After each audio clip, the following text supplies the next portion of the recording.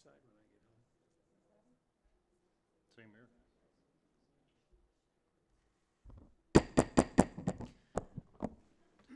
I'd like to call to order the Charter Township of Chesterfield Regular Township Board meeting to order for Tuesday, July 8th, 2025 at 7 p.m. Could we please all stand, face the flag, and recite the Pledge of Allegiance? I pledge allegiance to the flag of the United States of America and to the republic for which it stands, one nation, under God, indivisible, with liberty and justice for all.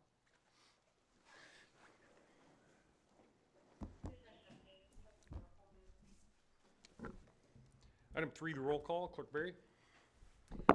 Supervisor Kersten. Here. Treasurer Elliott. Here. Trustee Anderson. Here. Trustee Joseph. Here. Trustee Hornberger. Here. Trustee Vosberg. Clerk Berry is here. Item 4, the approval of agenda. Supervisor Kersten will make a motion to approve the agenda as presented. Is there any support? Second. Clerk Berry, discussion? Seeing none, Clerk Berry? Supervisor Kersten. Aye. Clerk Berry, aye. Trustee Anderson. Aye. Trustee Joseph. Aye. Trustee Hornberger. Aye. Trustee Vosberg. Treasurer Elliott. Aye. Item 5, presentations. We have 2 presentations tonight. The first is the most important. Director Bassett, would you please step forward and make your presentation?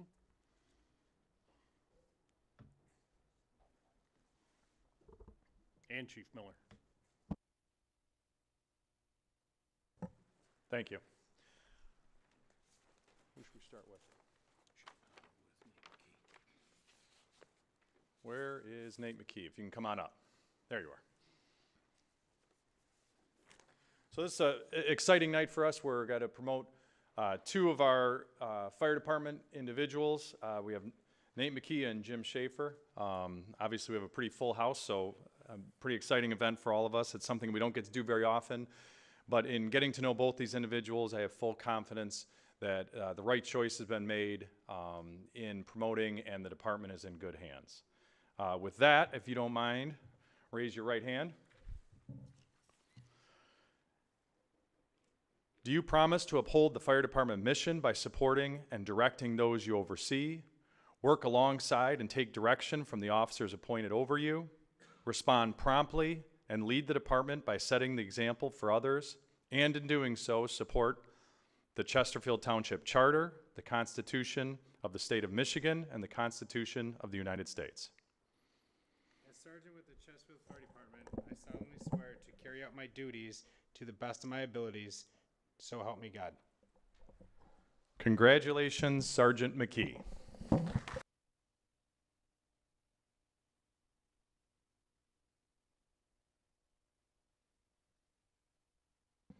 Sergeant, do you have a family member to pin your badge on? Yes, Come my forward. wife, Nicole. Okay. Here's your chance. Go straight 90 degrees. She will. This badge has not been touched by anybody since the manufacturer except the hands of the family member who's pinning it on the firefighter.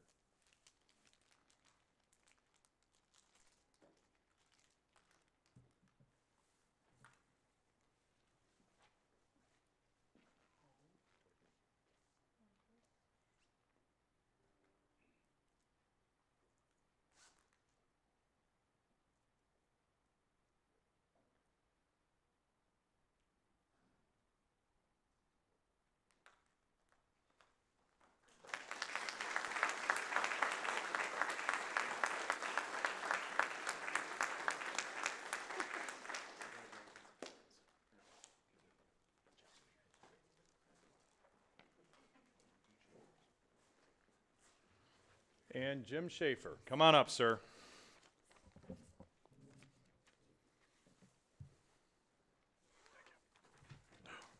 Sorry.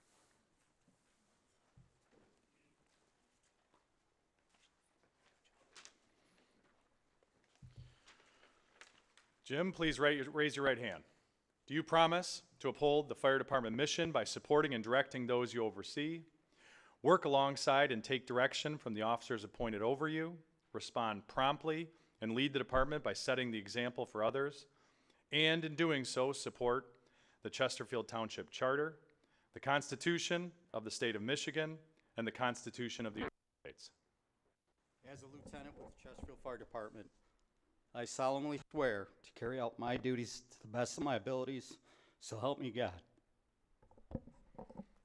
Lieutenant Schafer.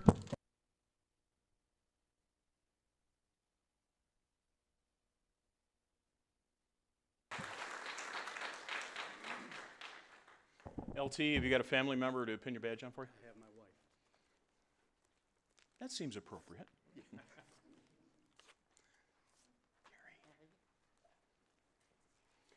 Once again, this badge came straight from the manufacturer, and the first human hands to touch it will be that of your family member who pins it on you.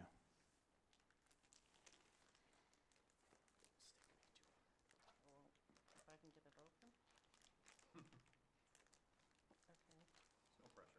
There we go. You're welcome. I didn't think we were gonna-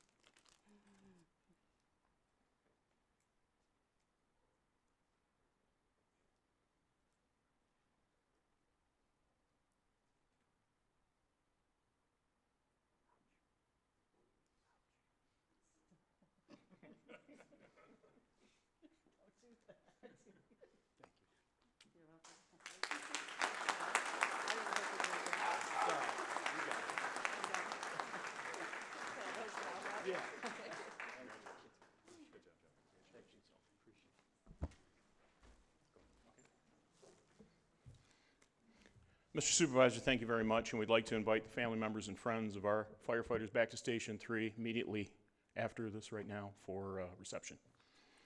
Thank you. Thank you, Chief Director, and congratulations.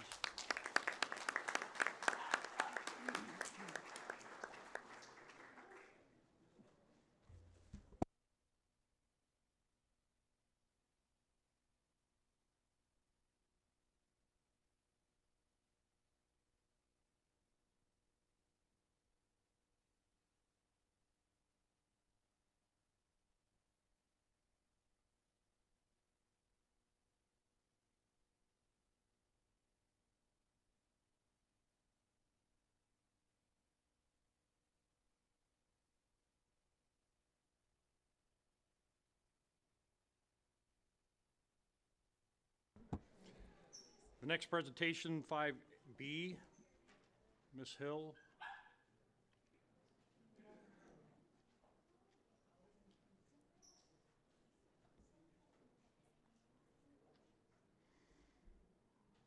I'm sorry, Clerk Berry. You want to go ahead? I'm sorry. Item 5B is the presentation of the 2024 Township Audit Report by Plante Moran.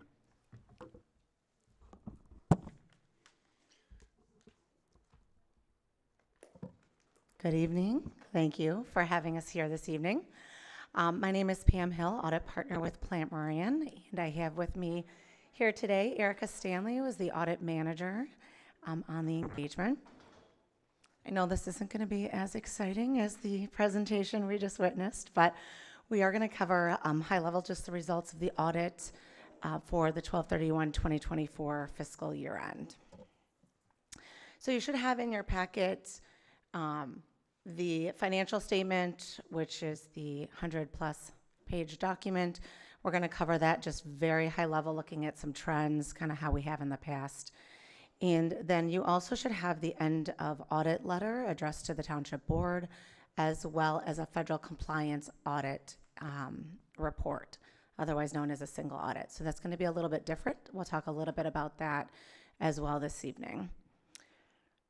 So we did spend approximately 600 hours this year auditing the books and records of the township and federal compliance with federal spend. A little bit more than we have in prior years, just due to continued growth and complexity with all the new grants that the township's getting, as well as just different projects. Also additional testing related to IT controls, some new accounting pronouncements, and then, of course, compliance with federal dollars. So all of those things added a little bit to the time for the 2024 audit. Really wanted to thank Supervisor Kersten, Clerk Barry, Treasurer Elliott, Ms. Bauer, and really her entire team, as well as, you know, we work with a lot of different people at the township, treasury, HR, IT, et cetera. So really appreciate all the time and professionalism that we receive throughout the audit. So with that, we'll talk a little bit about the results for the audit. So Erica's going to cover in a few slides some of the numbers. But just to give a brief overview, for the financial statement audit, we were able to issue an unmodified opinion. So that's a clean opinion, highest level of assurance that you can receive, and basically means the numbers can be relied upon as they are stated within your financial statements. So you should feel very good about those results. That is what the township wants to receive in their annual audit. I mentioned earlier we did perform what's called a single audit this year, which is basically an audit on internal controls and compliance over federal spending. The township actually spent over $4.6 million in federal money in fiscal year 2024. So that's something I think you all as a township board should feel very good about. I know your team is hard at work at always looking for opportunities to bring in additional revenue sources for the township, which is key, as we know a lot of our revenue sources are in terms of property taxes, state share revenue, et cetera. So bringing in those extra opportunities really is a huge accomplishment, something that I think you should be very proud of. Of the $4.6 million of federal expenditures this year, the largest category of that was the ARPA dollar spend, and that was about $3.8 million spent in fiscal year 2024. When we went through all of the calculations, that was the program that we did have to test for compliance and internal controls. Happy to report that we were able to issue, again, a clean opinion on compliance. So the township did spend the money in compliance with grant requirements. We did have one finding related to internal controls over the spending. And so one of the requirements when you enter into a contract with federal dollars is that you have to verify that that contractor that you're going to enter into the contract with is not on the federal suspended and debarred list. While the township was unable to provide documentation that that check was done prior to the contract being entered into. However, when we did request it, they were able to go out and provide us that information. So the good news is the contractor was not on the list, so the spend was in compliance, but we do have a recommendation in terms of just ensuring the documentation is shored up and kept, especially related to federal spending. And then in terms of the basic financial statement audit, happy to report we did not have any findings as it relates to internal controls over financial reporting. So we continue to test that in the IT user access controls related to IT controls. And again, happy to report no findings, no disagreements, no difficulties, etc. So really good outcome in terms of the audit process.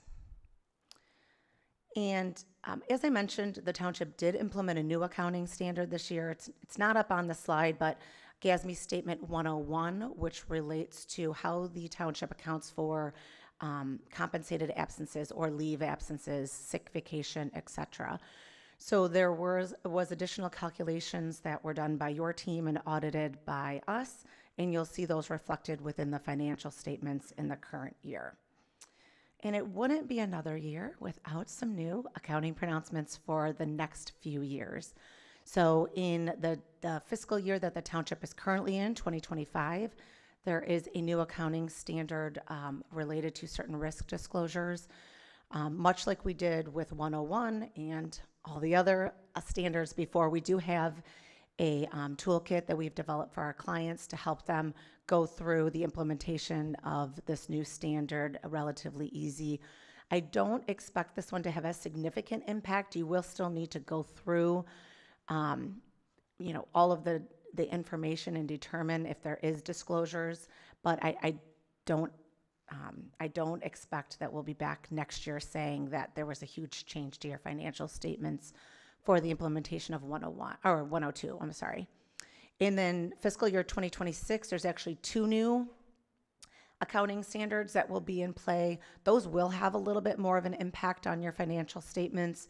They impact the management's discussion and analysis, which your team prepares, as well as the disclosures related to your long-term assets, so your capital assets. So I do fully expect both of those to have implications on your financial statements and the disclosures within those statements in fiscal year 2026. So with that, I'm going to turn it over to Erica and let her cover some of the trends in the numbers over the last 5 years. Thanks, Pam. So the first graph on the screen is looking at the general fund revenues on a 5-year chart.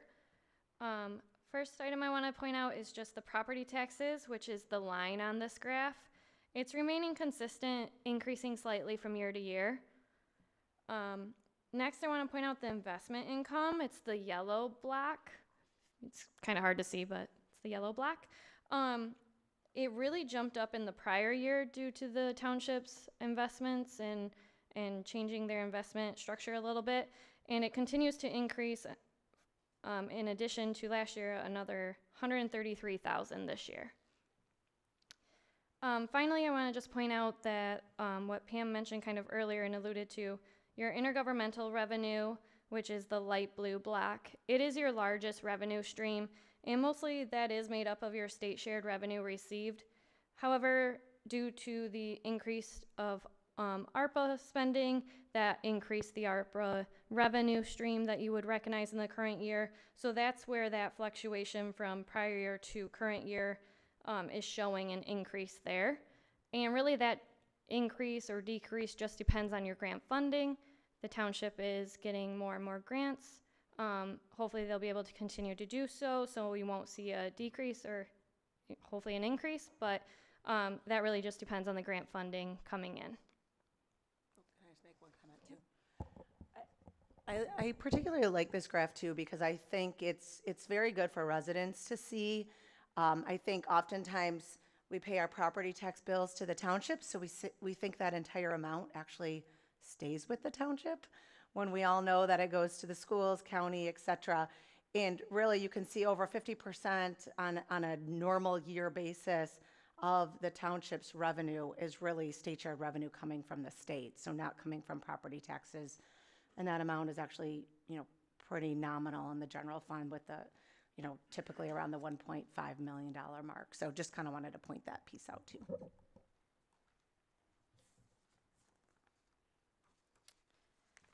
Alrighty. The next slide is a breakout of the general fund's expenditures. So what you've spent during the year. Overall, the past 2 years have been consistent with each other, and it jumped prior year due to the increase of related of capital projects, and that continued this year. You guys continue to invest in your capital projects and ongoing capital plan, so that's why it remained relatively consistent from year to year.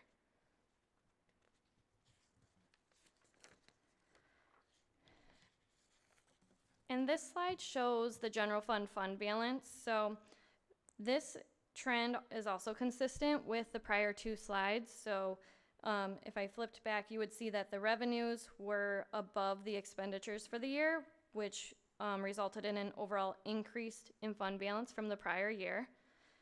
There are 5 types of fund balance. But as you can see on this slide, the township has primarily unassigned and assigned balances. That non-spendable relates to prepaids and inventory. It's items on their balance sheet that will be reflected in fund balance. There were 2 assignments in 2024. One related to future capital projects of $3 million. And then the second one related to budget stabilization of $418,000. Overall, the unassigned fund balance has remained relatively stable for the past 5 years. I'm just going to say something on that one too. Sorry. Yep, go ahead. I'm going to keep butting in on Erica here. So I think maybe just to kind of summarize in high level the slide. So Really, what I would say is, again, stable fund balance. You've done a nice job of budgeting and monitoring that budget. So the general fund came in under budget, under the amended budget. And really, this level of fund balance, again, is a stable fund balance and positions you well as you continue to grow. And you've done a nice job of addressing your long-term legacy costs. And as the township continues to grow, this level of fund balance will allow you to have that flexibility from a cash flow perspective to continue to plan for that growth.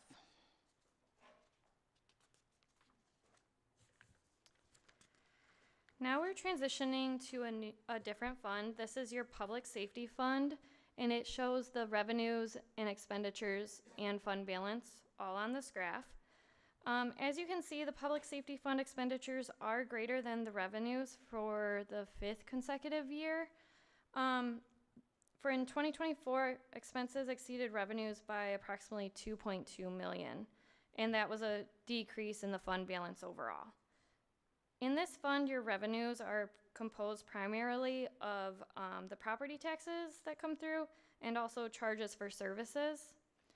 And then on the opposite side, your expenditures are comprised of salary and wages, those legacy and retirement costs Pam just mentioned, and also capital equipment and improvements. So again, this funding was kind of in flux with the capital spending. And then finally, we have a quick graph on the water and sewer net position.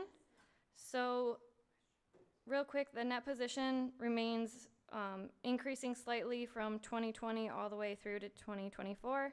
It is around 65.7 million for the current year. Again, this is another fund that the township has a stable net position in and is continuing to be able to go forward, have the funding for the infrastructure that might be needed down the road.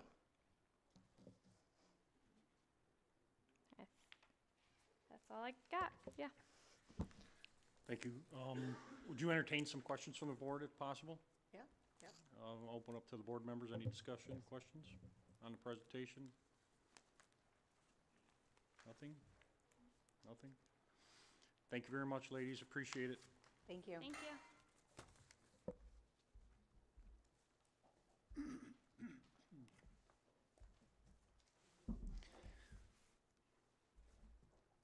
Move on to item 6, department reports. We'll start out with Mr. O'Connor, Deep Water and Sewer.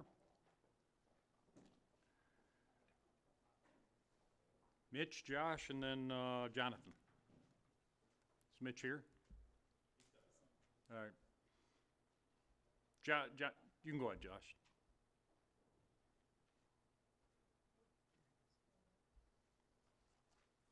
No particular order, doesn't matter. Does it? All right, it does matter. Mitch?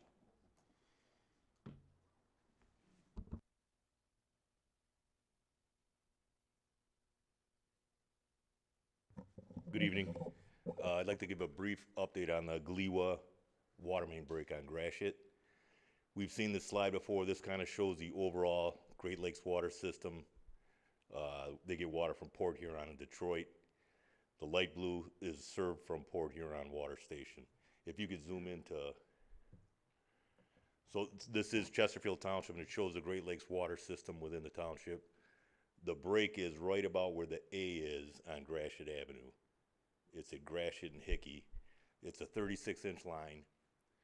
The township has 5 connections to Gliwa within the township. 3 of our connections are south of that break. And so we're really not in any, the break really isn't causing us any grief or stress, but it is a one-way feed that ends up in Lenox Township, and New Haven, Lenox, and the prison are experiencing some stress because it's not backfed. It's just a one-way service. So Detroit is having problem isolating the break to get down and fix it. We met with them Monday. They tried to isolate it. That didn't work. We met with them today. That didn't work. The problem is Lenox Township, east of I-94, north of 26 Mile Road. There's quite a bit of development right there, and that is the only water main that serves that development. So when they try to shut the main down to fix the break, you know, it causes a loss of water up there in Lennox Township. So until that gets resolved, they really won't be able to repair the break. And in the meantime, Chesterfield Township, again, really isn't, you know, under any stress or strain, and we have, just to make sure of that, we have pressure gauges on hydrants up in that area, just to make sure we're not seeing a drop in pressure when they go to fix the main. Thanks, Mitch. Jonathan?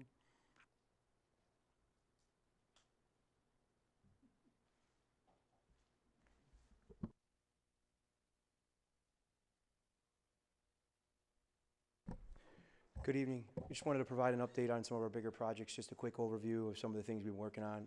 As you can see in this picture here, this is our Vets Pathway Park, which for those of you that aren't familiar with the property, it's next to the Veterans Housing Facility. There's the acreage there that the township just entered into a 10-year lease. One of the things we've been working on, as you can see in this video, is that although the roads and paths we've opened them up are beautiful, there's not a lot of parking. So what we did is we cut the curbs in some areas, or in one area when you pull in from the Donner Road and you turn to the right, and we're putting about 20 gravel parking spots. But we had to get them level and smooth so, you know, our older and younger people aren't tripping over the curb, so we removed the curb. Karen, if you'll go to the next shot. As you can see in this next photo, click it one more time, sorry.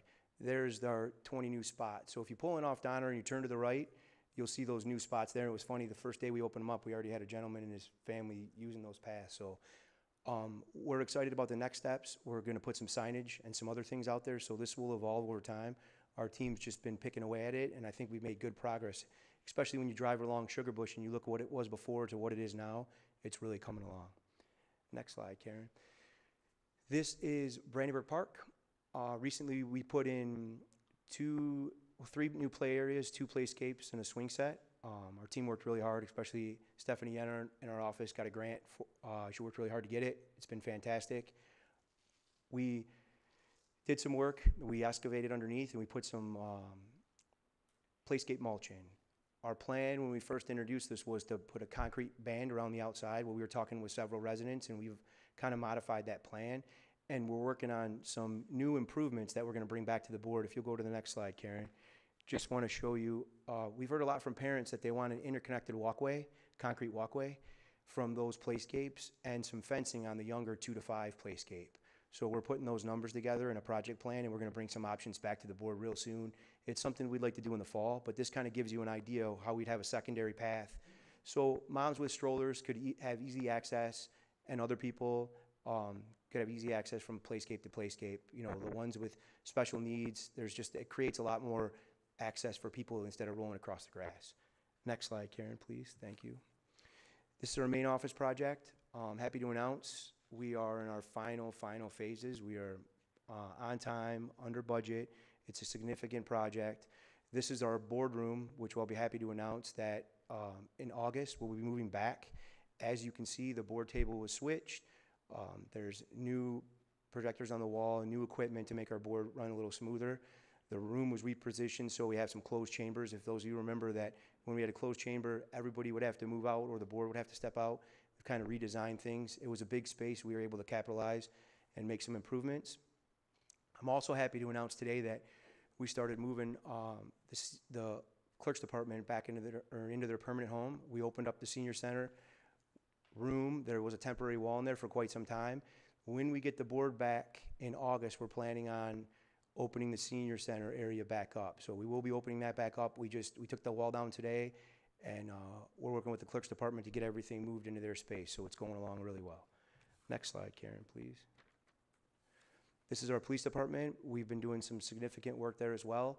This was a shot today.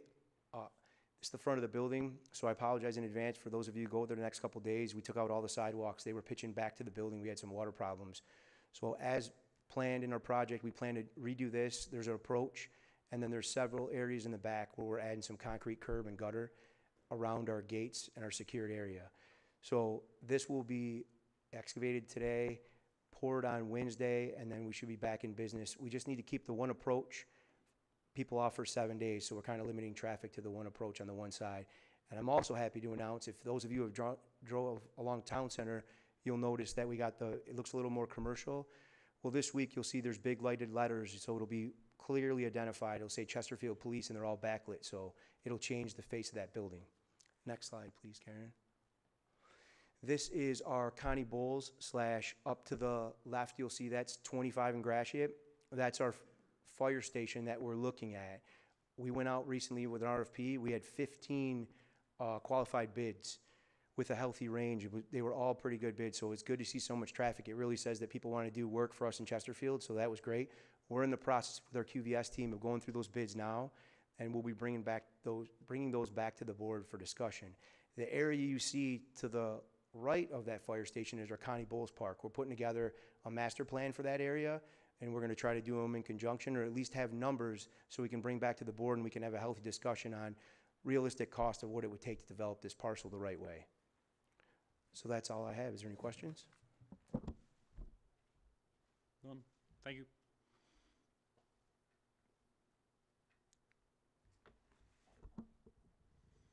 Mr. Palin?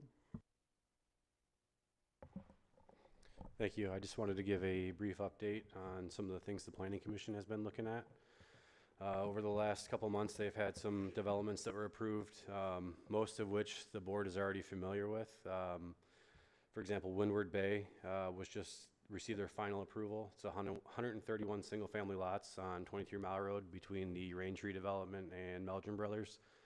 The board saw that rezoning a couple years ago, so that was just finalized. Also, Camden Estates, the board saw the consent judgment amendment earlier this year. They just received their final site, or their preliminary site condo approval. That's 25 Mile Road east of Gratiot.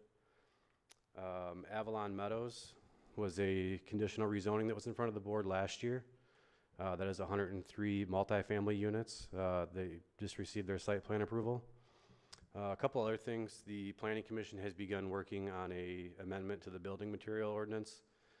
They've formed a subcommittee. They've met a couple times, went over some samples, and now they're starting to look at installation specs, percentages, how we can be more flexible in our design standards. So that'll be drafted shortly with a public hearing, and then that will come to the Township Board for the final approval. And lastly, the Planning Community Development Department has undertaken the process for becoming redevelopment ready certified. We're currently starting some training with that, and then once that's complete, you'll see a resolution in front of the board showing that we're engaging in that process. And then once that's done, it takes approximately, for us, probably 1 to 2 years. There may be some additional steps with some items that come in front of the board, but we're getting that process moving. So that's all I have. Thank you. Thanks, sir. We'll bring it up to the board, Clerk Berry. Thank you, Mr. Supervisor. First and foremost, the long-awaited Saturday Shred Day has been set for those who are interested in coming up to the township and shredding securely all of your confidential documents. You may do that on September the 27th. It is a Saturday, as requested by many of our residents. We serviced over 200 at our during the week, and we were hearing a lot of requests for a weekend, and so we've set that for Saturday, September the 27th. Also, we are extending the hours. Instead of a 3-hour block, it will be 4 from 10 until 2. So mark your calendars for that, and we will keep reminding everyone as well. On the election side, voter registration cards to precincts 9 and 10 were mailed out last Wednesday. If you do not receive a card and live in either of those precincts, which is pretty much north of 23 Mile and west of I-94, please contact the clerk's office. Also, if you receive a registration card for someone in your household who no longer lives there, please take that card and write on it, "Does not live here, return to sender." And when we get that card back, we will go ahead and start the cancellation process for that voter. Now, we are required to send a confirmation notice to that voter, so you will get something else at that address for that voter, but that is part of the process that we're required to follow. So, but that is how we go about getting rid of those folks who no longer live in the township. We get calls often from parents whose adult children have moved out, and they said, I'm still getting election material for my son or my daughter at my home, and they haven't lived here for 10 years. They've lived out of state. Part of the reason is that for some reason that process was never initiated, and so therefore by law we have to continue to send those things. So if you do get one of those for someone who no longer lives at that address, please send it back with those instructions and we will start the process. Also, your voter registration card, a lot of people call us and say it says New Baltimore, I'm in Chesterfield. Yes, the reason it says New Baltimore goes all the way back to when we had rural routes out here and we were serviced by the New Baltimore Post Office. So certain addresses in Chesterfield Township and certain parts of the 48047 zip code will say New Baltimore, but we know you are a Chesterfield resident, you are a Chesterfield voter. So if it says New Baltimore on your voter registration card, don't be alarmed at that. That is why it is a USPS designation. We have your municipal designation in our qualified voter file that is accurate. Also, the township received reimbursement funds from the state of Michigan totaling $51,244.22 on Monday, July the 7th. Those are reimbursements for cost of the 2024 election. As you can tell by the time, it takes quite a while sometimes to get those reimbursements. We have to front all of that money first, and then we get it, and it can be many, many months later. So, but we did receive that reimbursement check this last Monday. Also, the clerk's office is going to be applying for ADA grant, an ADA grant with funds that were appropriated by the state legislature in 2024. The application window opens on July the 14th, but we have received an informal approval in that the township does qualify for up to $10,000 in ADA funding. We plan to use those funds to put in automatic door openers here at the community center because it serves as our early voting center. So because it qualifies in that way, we are able to improve this property here that the township owns, and we can do it with grant money. Lastly, Chesterfield Township does not have any elections scheduled for this year. However, other townships may, and cities do have primaries and general elections as prescribed by their respective charters. So another thing we get a lot of calls on is we have a lot of folks calling and saying, you know, my neighbor has an election or New Baltimore has an election. You see the signs and things like that. That's because they're a city. Chesterfield Township does not have any elections scheduled for this year, but many of our neighbors do. So please keep that in mind. But if you have any questions or if anything should change, you can always contact the clerk's office or visit our website. Thank you. Thank you. Moving on to item 7, public comments on agenda items only. There is a 3-minute time limit and the mic is open. Public comments on agenda items only.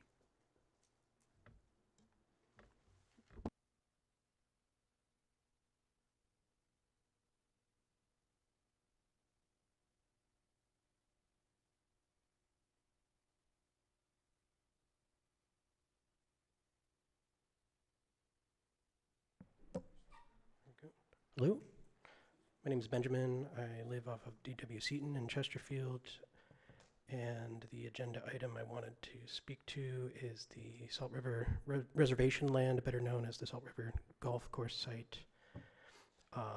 And to anyone in the community concerned about the possibility of saving it, I'm concerned about the possibility also of land reparations for the Anishinaabe and Wyandot nations. So I understand Mrs. Vosberg explained the board's position on this, and that the private property owner wants to and has begun moving forward with housing development on the land. But I know there are many people in the community who would want to bring the land if possible, so I would just like to speak to that. So these 114 acres, I think it's important to know, are the last rewilded land of the last tribal reservation in southeastern Michigan, along with the Salt River Nature Preserve, which is immediately south along the river. So this land was established as sovereign reservation territory for the Ojibwe, Ottawa, Potawatomi, and Wyandot as of the 1807 Treaty of Detroit, which was violated beginning in 1836 following the 1830 Indian Removal Act, when Native people were forcibly removed from these homelands and many others. I don't have time to go into the full history, of course, but the goal that I'm suggesting would be to coordinate with the private owner, William Jarvis, land conservancy groups and the tribal nations directly affected to protect and return this land, ideally.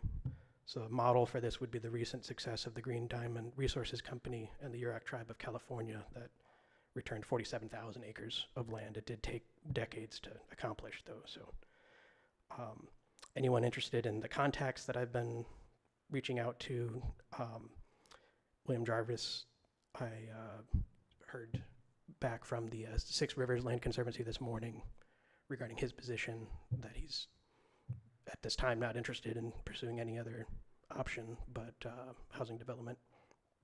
And I know that the community is concerned with increased traffic and the ecological impact, but there is no apparent legal basis for intervening into the project. Whatever the owner wants to do with it is what's going to occur. So I'm, in general, just inviting everyone to join me, if you would, in reaching out to land conservancy groups and potential wealthy donors while there's time. There's a shrinking window, of course. But beyond that, I would encourage everyone to keep paying attention to the likely destruction of this land. You know, speaking to my neighbor recently, he lives in a spot that was right next to a bald eagle nest that was already destroyed. And these things become less abstract when you're watching it daily and you have a relationship with the animals that are living there, with the plants, with the trees that have already been cut down, and with the river. It was once a lifeline for the tribal nations living on this reservation land. So I gotta cut you off, sir. Okay, sure. Thank you. Appreciate it.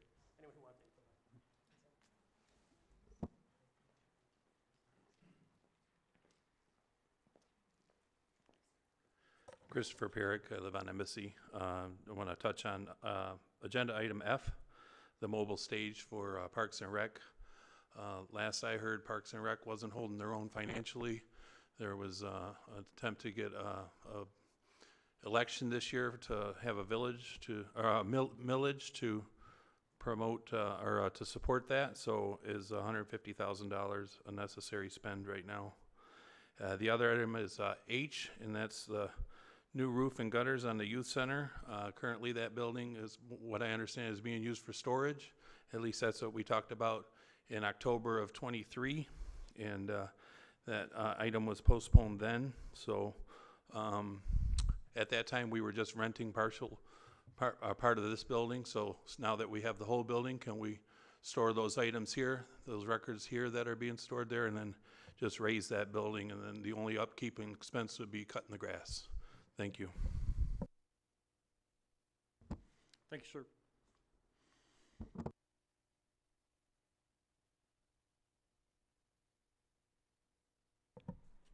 Janice Young, agenda item B, the budget amendments.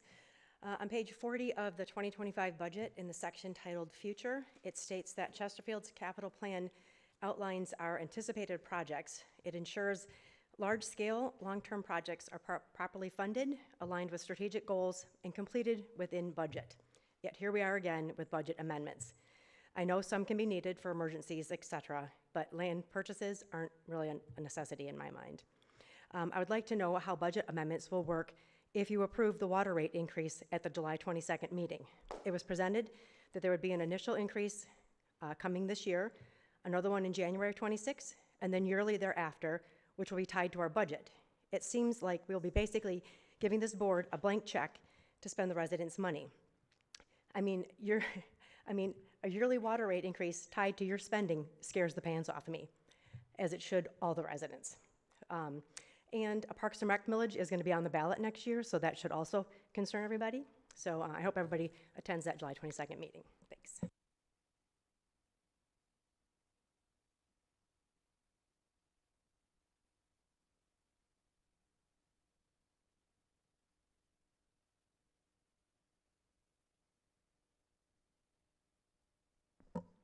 I'm Cynthia Williams Sandoval. I live on Baker Road.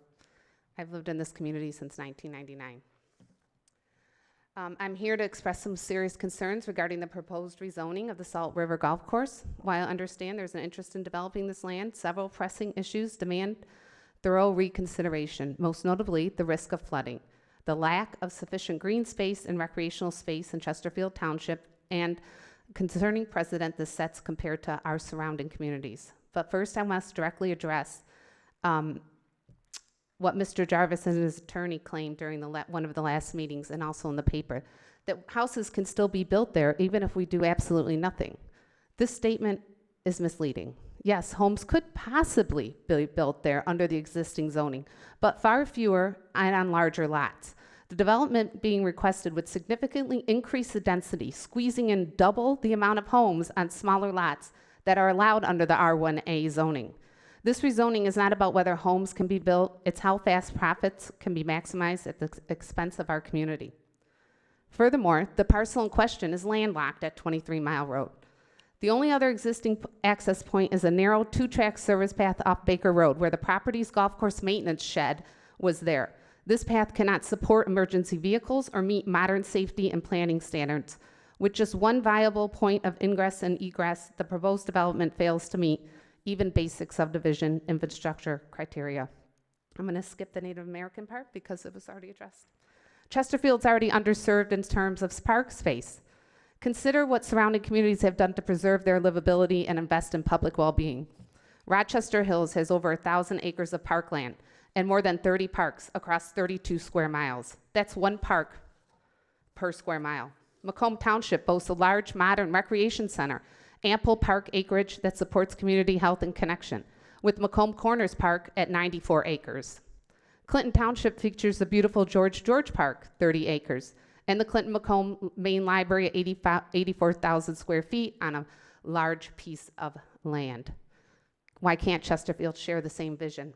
The Salt River Golf Course presents a rare opportunity to expand our park system with a large natural public space, one that could serve multiple generations, protect against overdevelopment, reinforce the values that make our community unique. It also aligns with the legacy of the once former township supervisor. Instead of what is proposed is a dense subdivision with reduced lot sizes, all to benefit Mr. Jarvis, whose background lies not in subdivision planning, but in flood and restoration, water restoration. In the June 7th meeting, it was asked if Mr. Jarvis would serve as a developer. His attorney said, oh yes, of course, unless a great deal comes along. Well, after doing a little research, and you'd be surprised, you can also find public records with the Macomb County Courts. I've got to cut you off, ma'am. Oh, I'm not done. Yeah, 3 minutes. Okay, I respectfully urge the Board of Trustees to reject the rezoning and put people over parcels, parks over pavements, and long-term community health over your short-term financial goals. Thank you.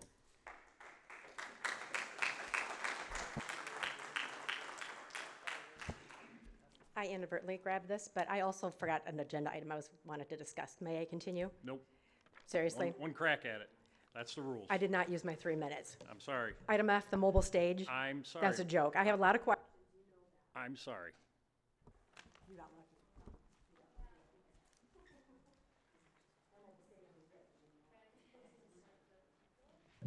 Joe Kadich, I live on Sutton. Regarding the rezoning of the Salt River properties, you and I had a conversation about problems that existed the first time they tried to build there. 2 of them were really big. One of them was there's no egress at the back end of the property on 24 Mile Road. You stated they were taking care of that. The other thing is the flooding situation. Your reply was they're only going to build on high ground. Before this board authorizes this, I don't know by authorizing the zoning change, they authorized the building as they planned there. But you have to have more people look at this plan because it's not a buildable site. It may be if it was regrading and everything, but after these guys build and you have flooding and homes is in trouble, either with foundation problems or that, they're not going to be around. They're going to come to you guys. You ought to be sure of what you're going to allow in there. Have the building department look at it, give their blessing. You had a person last week that was up there complaining that lived off of Miller Court that somebody built a house next to him and was flooding all of his property because his elevation was higher, and you people did not catch that. And here he is suffering with it. The other thing I had was on the presentation on the audit. I didn't quite get the whole thing on, in fact, I got nothing out of the one on the water department, other than I had a question on the thing, on the chart. I thought I heard her that the enterprise fund was growing annually. Now, nobody's even told us what the enterprise fund value is anymore. You kind of deleted that a couple of years ago. Can somebody tell me what the actual amount is in the enterprise fund? Anybody know?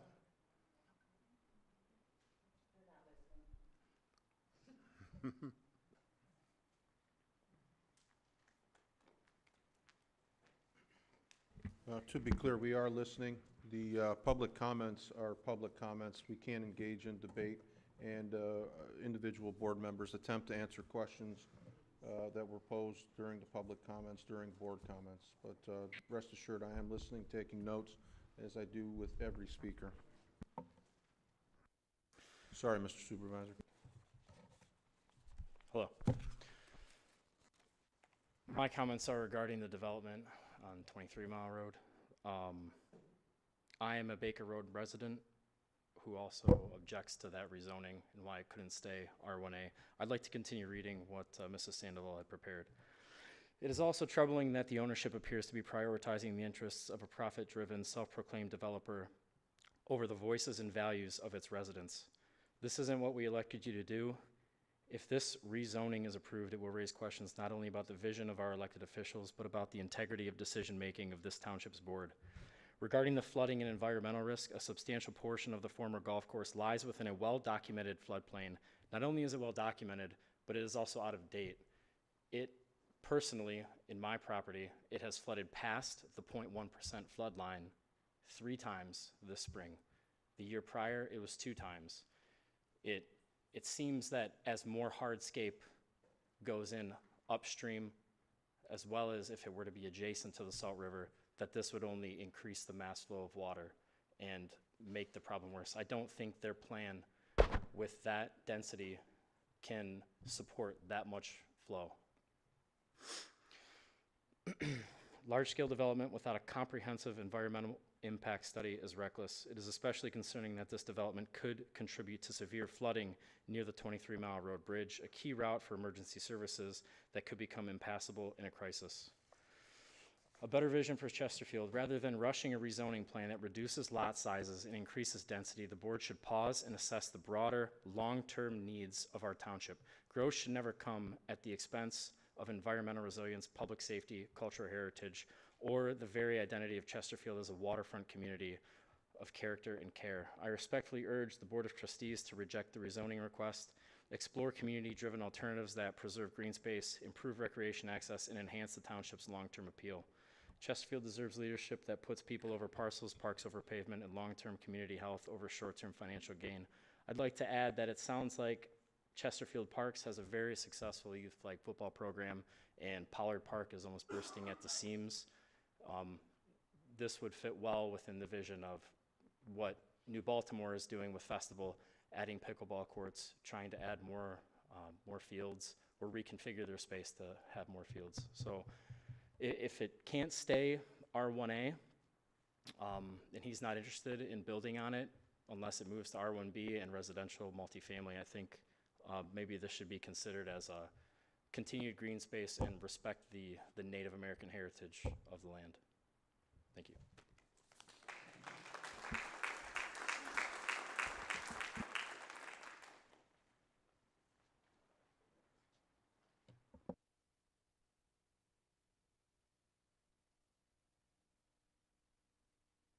Sorry, the Salt River rezoning.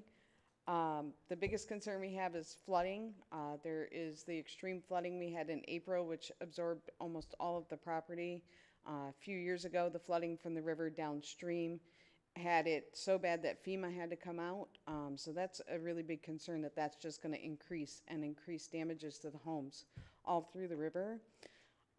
Keeping it the way it is zoned is larger lots, which I think actually adds to Chesterfield's charm. If it is going to be built on, I don't think putting bigger homes on smaller lots is the answer. You might as well do it all multifamily at that point, because there will be no green space. That's going to take away from the character, the charm, and the family friendliness of the city that we live in, or township that we live in. An excessive amount of homes being built back there is also a concern for traffic. Just last week, there was an accident on 23 Mile Road. I was attempting to get to work. It took me 45 minutes to get from any route. I tried 3 different routes, from 23 in Baker to get to Gratiot at any point. Completely trapped. Everybody, if you looked out the front road here, which is what I was on, I mean, it was backed up. It was backed up everywhere. You couldn't take Baker the other way to Washington because when they put the new subdivision in and redid the road, we didn't think about putting a light or a traffic circle or anything to mitigate the traffic there. It's impossible to turn left. So that's another concern with all of the building there. You know, there's a lack of school for families. There's a lack of sidewalk.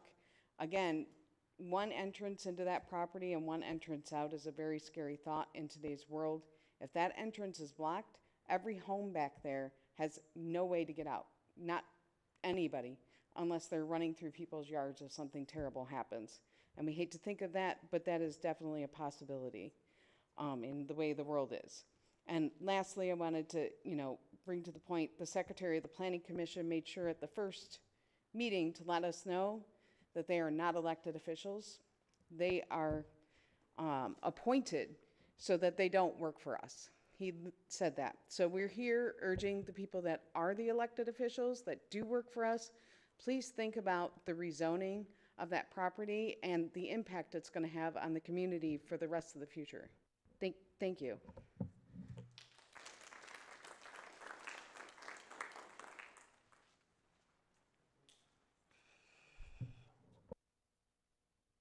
Is this on? All right. My name's Tim Vervac. I'm a 30-year resident of Baker Road in Chesterfield Township. I'm very aware of the proposed developments that have been put forward on this property because I sat back here in 2016 and did the same thing I'm doing right now. The flooding on this particular property, you've heard all about that. I've got 2 reports here that I'm going to give you that I actually gave the zoning board and some additional information, okay, that discusses what transpires and what your responsibility is when it comes towards the ordinances. And the number of ordinances that this particular proposed process and development is maybe circumventing. I urge you that you take deep consideration on this because you've all heard about the flooding. I've got plenty of pictures here. You want videos, I'll give you videos. The day after the last zoning meeting, the property flooded. The first hole, the second hole, the third hole, the 5th hole, the 6th hole, and the 9th hole, all of them, where the property is proposed. I do not wish Mr. Jarvis any ill will here. He's a friend of mine. I hope he's still a friend of mine. But I want to propose, instead of a complaint, I want to propose a solution, okay, that would benefit him, get a return on his money, okay, satisfy the township residents, and satisfy us and probably alleviate the flooding issues. That would be to give him the authorization to build what he needs to build up front, okay, maybe more than what he's expecting right now in an area that's not going to be affected by the flooding. And that would circumvent some of these zoning ordinance issues about entrance in and out of the property. He could turn around and sell potential property off to the homeowners on both the east and west side, which I've talked to a number of them, and they are all interested in all that activity so that he could recoup some of his funds, okay? Maybe all of it. And then take the center portion where the river is right now and develop a Riverwalk Park.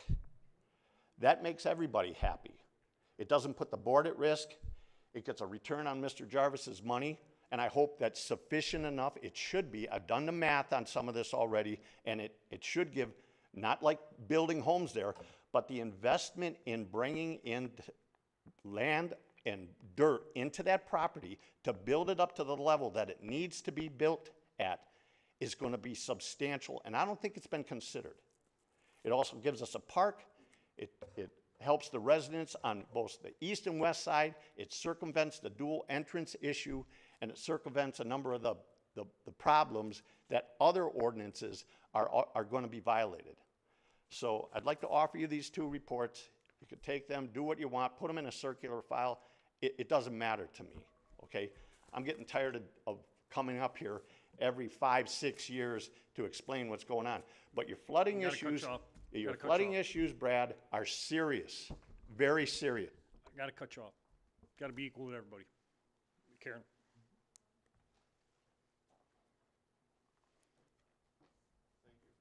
Thank you.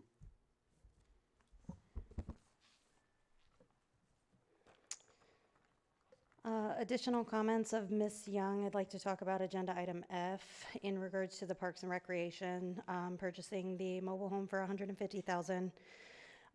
Questions are, how many times in the past 1 to 2 years did we rent a mobile stage and at what cost? Who will be responsible for the stage as maintenance and cleaning after events?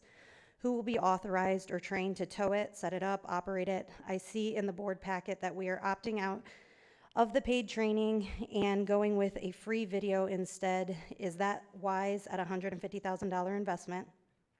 What vehicle will be used to tow it, and what about insurance costs for the stage and towing a vehicle? Any liability if something happens during this use, and do we need any special insurance to cover the events? Will we be renting it out, and if so, how do we ensure it won't be damaged? Any additional insurance needed? And where will it be stored when not in use? I see in the capital improvement plan for 2026 for Brandenburg, there is a garage slash pole barn for $250,000. Is that for storage of the stage? Thank you.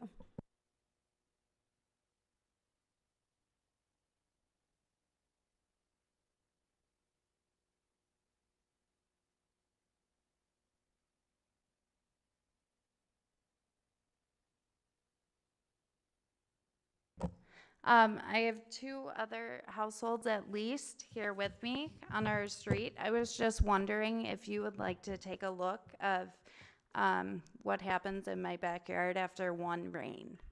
I have several photos if you would like to see them. They also have photos. I have lived on Weather Vane for 10 years now.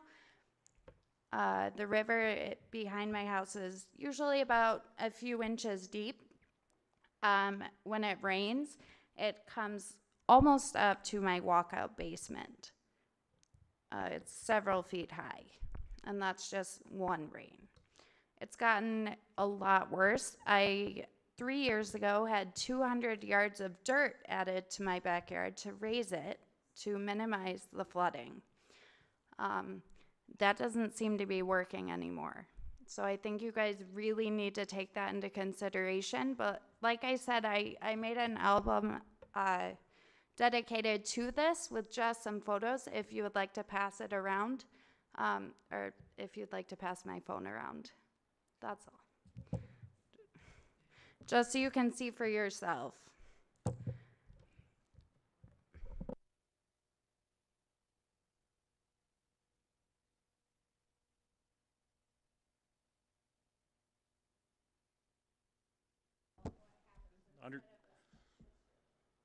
Thank you. Understood.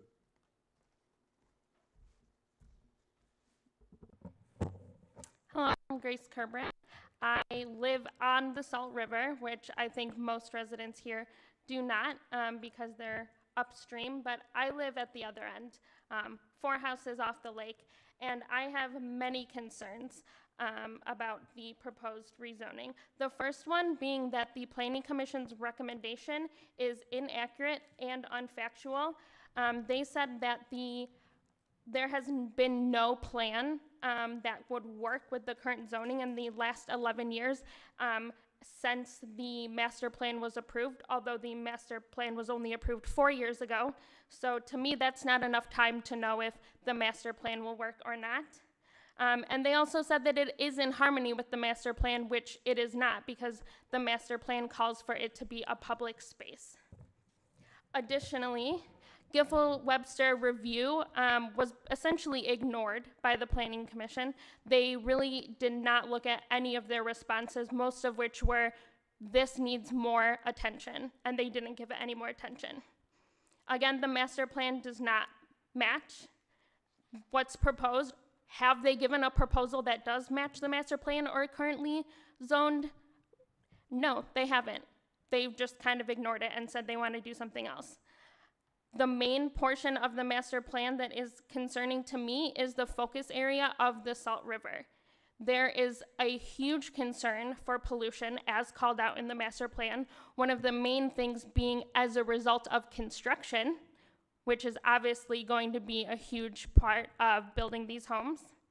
Additionally, it's specifically called out that special care needs to be taken by the township to protect the wetlands and to plan appropriately for any changes to development along the Salt River, and that has clearly not been done. Flood zones have been brought up multiple times. Currently, the homes are flooding. Additionally, the plan that they provided doesn't accurately show the flood zones. They did not provide it in color. There is no key attached, and the homes and properties are proposed within the flood zones. So they're guaranteeing that they're gonna flood, and oh, maybe that'll help Jarvis out as that is his business, but that's not good for the residents. Impact to traffic and safety has been brought up again, but I think that this has been ignored way too often. There is no plan for a second way in or out. We have way too many neighborhoods in Chesterfield that are in that situation, and as mentioned, when there's a major road shut down, such as 23 Mile, everything else gets shut down. Impact to businesses downstream has not been considered. There are many marinas downstream that if the water level is affected, if the water is polluted, they would lose business, and those businesses have been there well before this development has been planned. I gotta cut you off. I ma'am. ask the board to address the got- issues that ma'am. have been brought up before making a decision. I've gotta cut you off.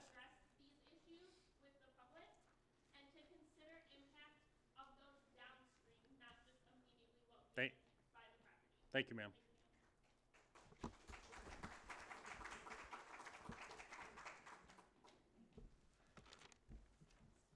Good evening, Elaine Lucas. My binder started way back in 2006. I've been in my home since I was a third house on the golf course. I've seen tons of flooding, and I know everybody keeps saying flooding, flooding, flooding, but look at the pictures, look at her pictures, look at the video.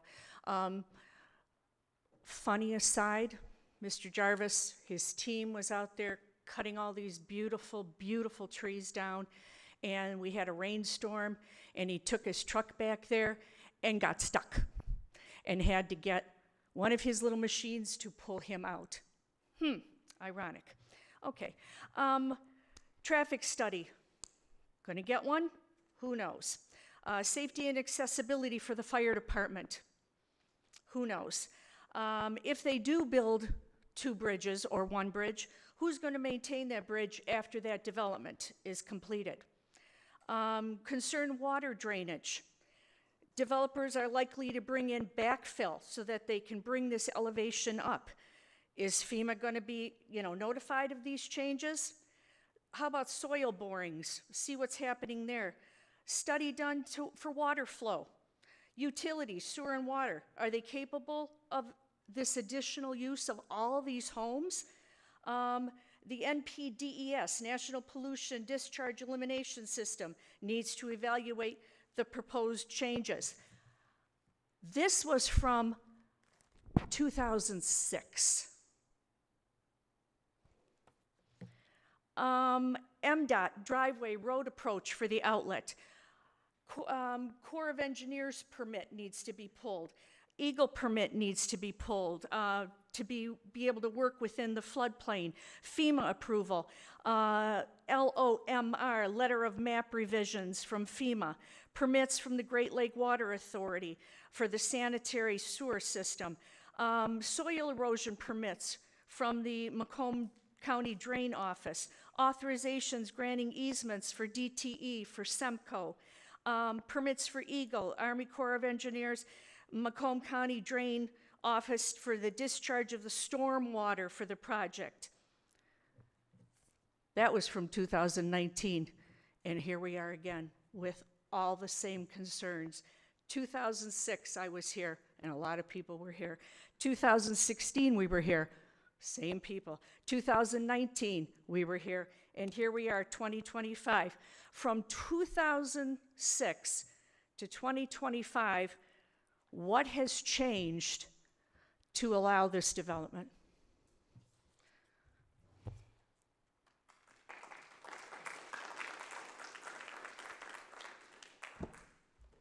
Any further public comments on the agenda items?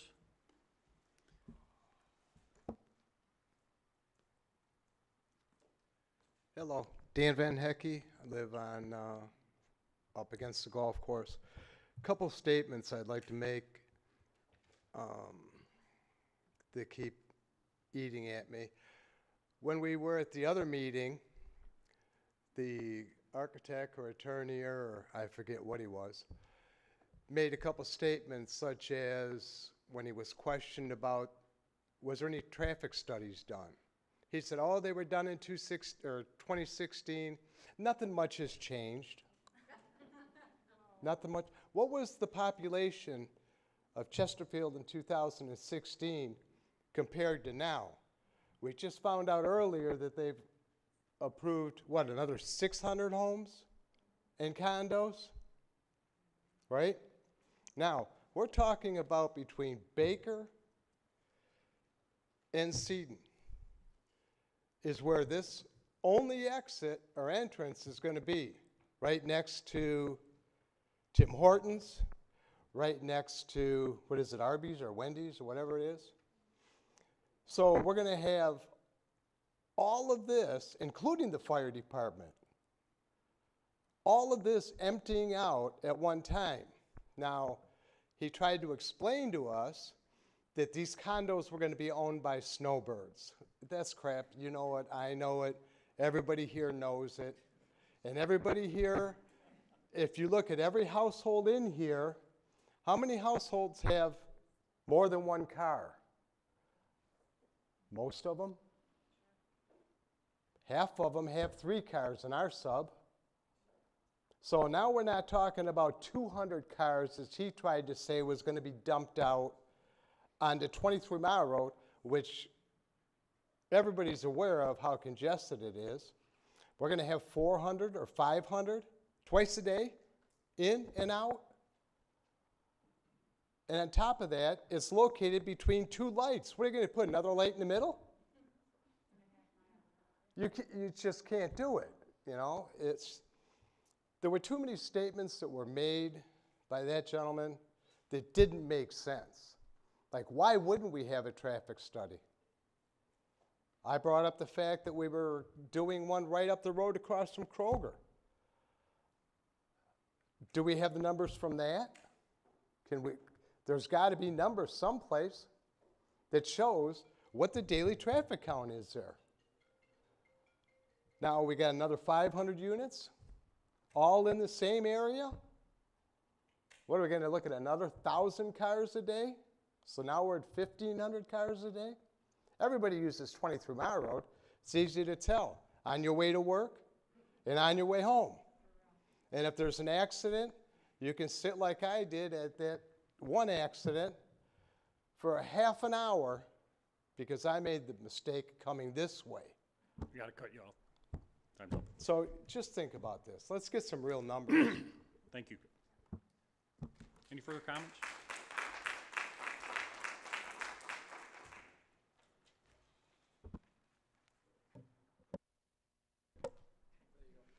Hi, I'm Rebecca Dubé. I am a 43-year resident of Salt River Golf Course.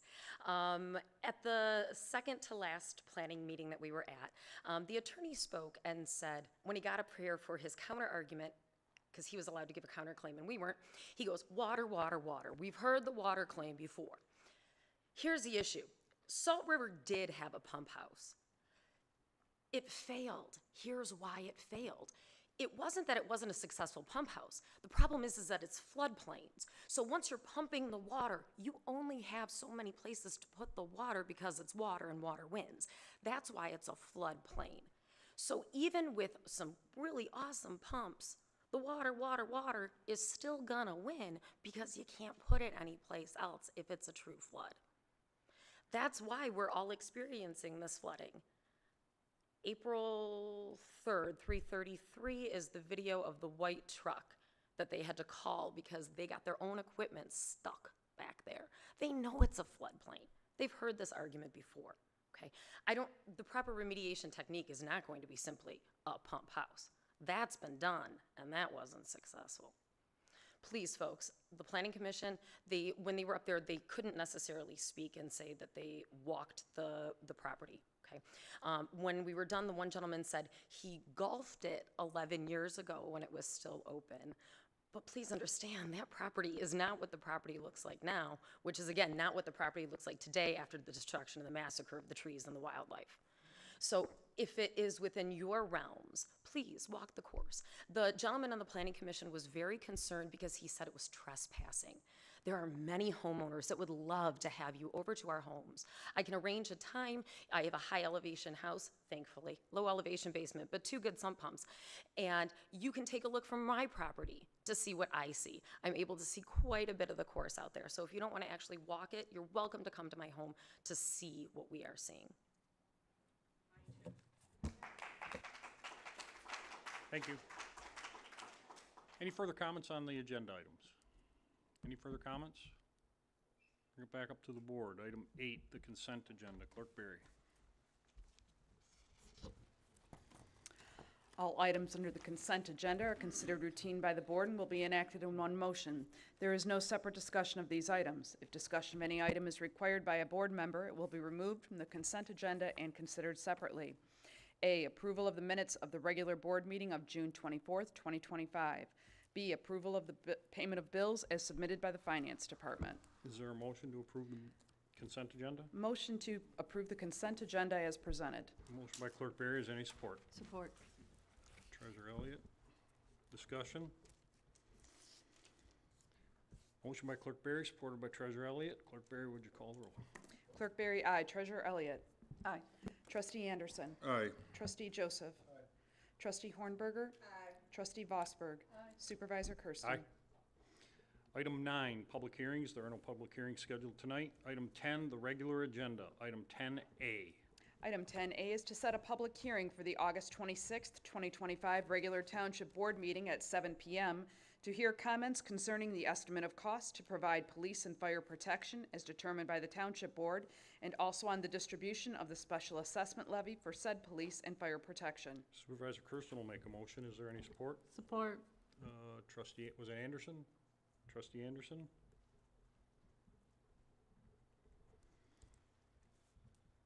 Discussion?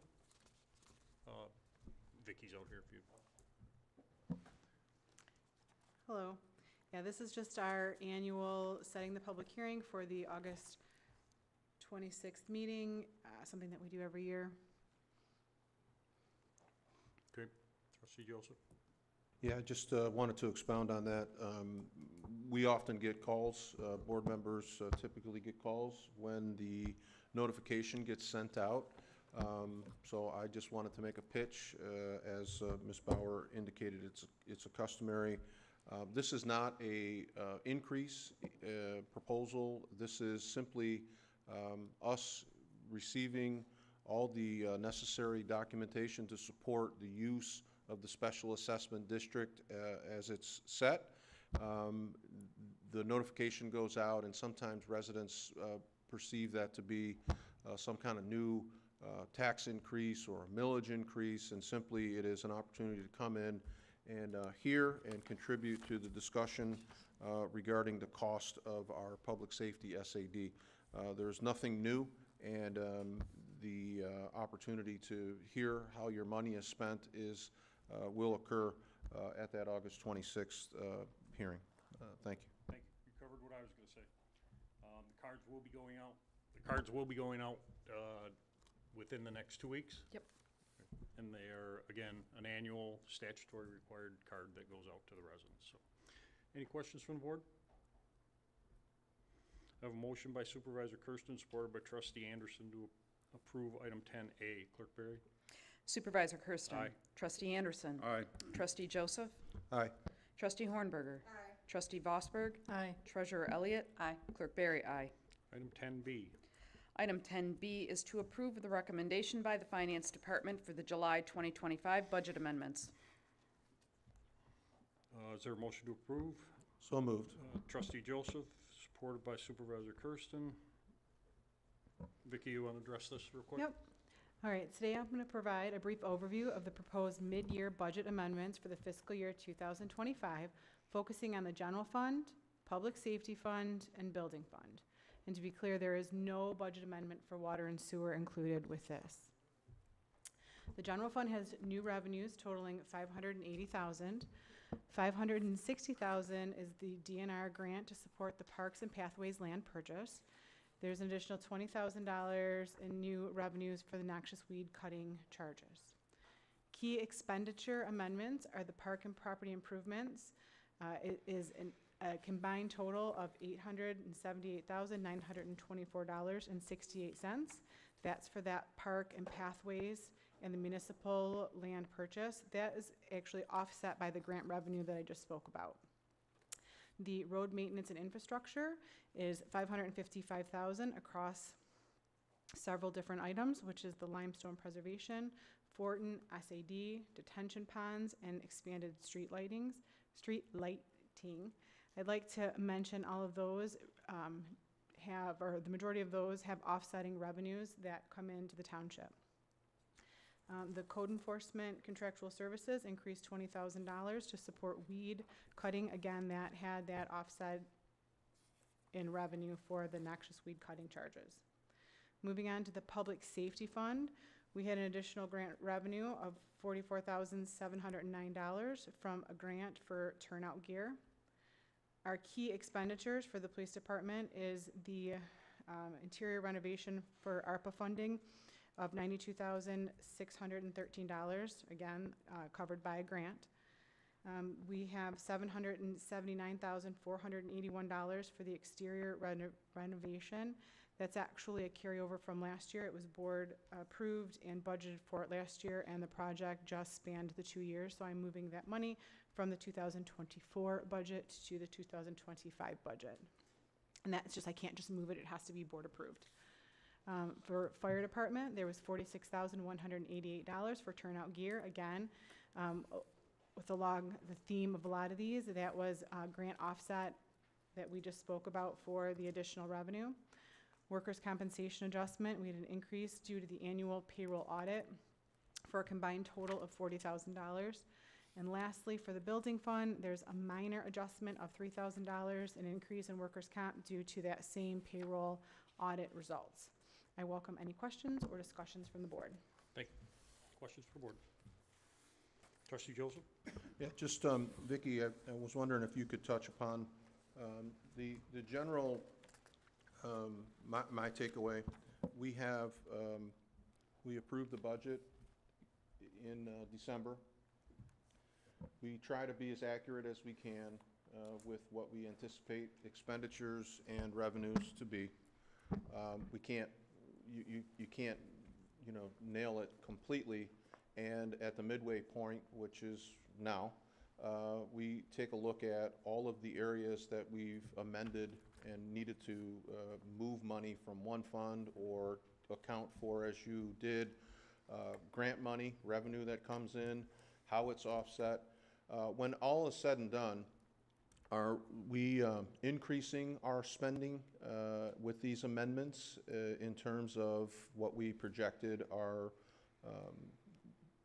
2025 spending to be? Let me expand on a couple of the different thoughts that you had just had. So Thanks. yes, the finance department and the township is in total as a team. We go through and we budget annually.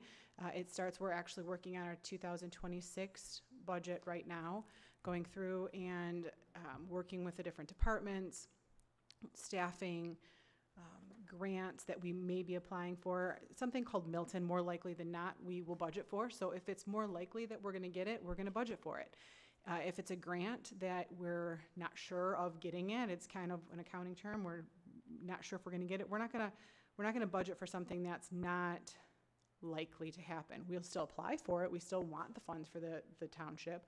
Once we get those funds and it becomes likely during the year, we will amend. So we have a mid-year amendment, and then we have a year-end amendment. Some of these costs do actually increase the overall spending of the fund, but like when we were talking about that renovation cost for public safety, we didn't spend the money in 2024 for a board-approved project. The project spanned 2 years, and so now we are going to account for it in '25. We didn't want to originally, when we were budgeting, account for it twice, as if we were gonna spend the money twice, but now I am just moving that expenditure over. Yeah, and the last question I have for you, anything that appears on the mid-year amendments, any line item where you've, kind of clustered them by department, these are all issues that have come before the board. It's not as if the amendments are done in total, today. These are all things that have received approval, been vetted during the course of the initial budget approval till today. This is a collection of those, and this is a formal change now in the budget, correct? Absolutely. Thank you. Thank you. Any further questions from the board? I have a motion by trustee Joseph, supported by Supervisor Kersten, to approve item 10B. Clerk Berry. Trustee Joseph. Aye. Supervisor Kersten. Trustee Anderson. Aye. Trustee Hornberger. Aye. Trustee Vosberg. Aye. Treasurer Elliott. Aye. Clerk Berry, aye. Item 10C. Item 10C is to consider the Planning Commission's recommendation to rezone 114.12 acres of property located on the north side of 23 Mile Road, west of Baker, from R1A Residential 1 Family to R1B Residential 1 Family, and from C3 General Commercial to RM1 Residential Multiple Family. Parcel ID number 1509141000025, address 33633 23 Mile Road. Is there a motion to approve? Motion to approve. Trustee Vosberg, motion to approve. Support. Supervisor Kersten will support it. Mr. Palin. Thank you, Mr. Supervisor. This item is in front of you tonight because it was recommended for approval by the Planning Commission. The proposal, as you stated in the agenda item, is to rezone the former Salt River Golf Course from R1A to R1B on the back portion and from C3 to RM1 on the front portion. With this proposal, the applicant has proposed some conditions. What that means is that in order for the property to be developed, they would have to meet those conditions that they provided. If they did not meet those conditions, it would revert back to the previous zoning. In your packet, you have the conditional rezoning letter. I will go over those real quick. There is a concept plan that was submitted as well. It's up on the screen. So the applicant is proposing to develop it in accordance with that concept plan. They are proposing, for the R1B zoning, it requires 75 by 130 foot lots, which is 9,750 square feet minimum. One of the conditions is they are proposing to provide larger than that, which would be 80 feet by 130. They are also proposing a kayak canoe park area in the frontage, and as well as open space and bike paths throughout the development. The frontage portion would be 12 fourplex type buildings, and the back portion is 147 single-family lots with a 50-foot buffer around the perimeter. And then as I stated, the Planning Commission is recommending approval, so I'm going to read to you the motion so I get that accurate. The Planning Commission is recommending approval based on the following. Over the past 11 years, the subject property has had no alternative development proposals since the approval of the master plan. Our applicant has provided a proposed rezoning that is in harmony with the Chesterfield Township master plan as approved on May 11th, 2021. The proposed zoning district is consistent with the surrounding zoning districts and the surrounding land uses. The proposed density of 1.71 units per acre is well within the existing residential density plan of 1.4 to 2.5 units per acre. And that recommendation was passed by a 7-to-1 vote of the Planning Commission. And just to expand on some of the comments that were made tonight with concerns, many of which are valid concerns when it comes to flooding, wetlands, access, fire code. Those are all valid concerns, as they are with every development. In this process here, the applicant, submits a proposal. The township's under obligation to process that application and go through the process. In this case, it happens to be a conditional rezoning. So if this were to be approved, they would then prepare a site plan, and that goes back to the Planning Commission.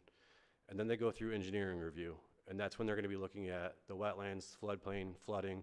They are required to maintain their own water. They would be required to meet fire code as it applies to access. If those codes and requirements cannot be met, the development doesn't happen as submitted. They are required to meet those. It's just that a lot of that stuff doesn't happen at this stage. That would happen in the future, and that's, like, as I said, that's with every development. So just wanted to address a few of those. So with that, I can answer any questions that the board has. Mr. Supervisor? Trustee Vosper, yes. Thank you. I would like to add the statement that Jonathan just read to us. I'd like to add that to the motion, the reasons for allowing this. May I? Yes. Yeah, Kathy, you're going to have to articulate those in your motion. So rather than just say, whatever the Planning Commission said, you got to do better in the motion. The motion should indicate that if you're making a motion to approve the conditional rezoning, they're for the following reasons, 1, 2, however many reasons that you have. That's what I wanted to do. So in the language that I would like to make a motion, I'll just restate the motion if that's okay for the seconder. Yes, please. All right, restate the motion to recommend approval of rezoning number 374 for the following reasons. Since the approval, the applicant has provided a proposed rezoning that is in harmony with the Chesterfield Township Master Plan as approved on May 11, 2021. The proposed zoning district is consistent with the surrounding zoning districts and the surrounding land uses. The proposed density of 1.71 units per acre, as well as within existing residential density plan of 1.4 to 2.5 units per acre. And I'll continue motion on that support, or I'll continue to support that motion as read. Yeah, and you should also include that the conditions that the applicant has proposed for this rezoning should also be incorporated into the motion, so that the items that Jonathan read, those have to be complied with. If they're not complied with, then the rezoning would not be effectuated. Understood. Further discussion from the board? Through the Trustee Vosper, yes. Through the chair to the attorney, you want those stated as part of the motion, you said? No, Jonathan has already indicated what those conditions are, and those you can incorporate into the record. This is a conditional rezoning, so the applicant is saying to the board, I am requesting that you rezone my property, and if you do that, I am willing to limit the use to the following, and all of those were included before the Planning Commission. The items that Jonathan read, those can be incorporated, and they will have to submit a conditional rezoning agreement for my review and ultimately for execution by the township with those items in it. That will have to happen before they put a shovel in the ground. Understood. Anything further, Trustee Vosper? Clear? Any questions from the board? Trustee Joseph. Thank you, Mr. Supervisor. I'd like to start with my concern over the motion itself. So the motion maker basically lists the conditions under which the board should grant approval and recites the Planning Commission. The Planning Commission is, in my opinion, not accurate in this respect. One, it's at conflict with itself, just as the paragraph opens, indicates that over the past 11 years, subject property has had no alternative development since. Point of information, that's not part of the motion. I started the motion. Well, I was getting to the part where you indicated you took half of that sentence. So I misspoke in saying that the entire sentence was part of the motion, but the basis for which you predicated your motion is inaccurate. And what I'm pointing out is that the Planning Commission starts the sentence that you picked up halfway through, saying that based on the past 11 years that the subject property is no alternative development proposal since the approval of the master plan. Then in the very next sentence it says that the master plan was approved in 2021. So your 11-year math doesn't math there to begin with. Secondly, the statement that the rezoning is in harmony with the Chesterfield Township Master Plan is inaccurate in accordance with the Giffords-Webster report that went to the Planning Commission. You sit on the Planning Commission, correct? Yeah, so when the Giffords-Webster, and I would direct your attention to page 47 of our board packet, and they very clearly articulate that items to consider for zoning map amendments. Question 1, is the proposed zoning consistent with the master plan? They answer the question that this does not. The master plan's future land use map designates this parcel as public and semi-public, likely reflecting its former use as a golf course, which does not correspond with R1B and RM1. The master plan then goes on to designate what that land use designation is, which is a public and semi-public uses, typically civic, institutional, and so forth. Then again on page 50 of our board packet, the question is asked and answered again, is the rezoning request consistent with the master plan for the area?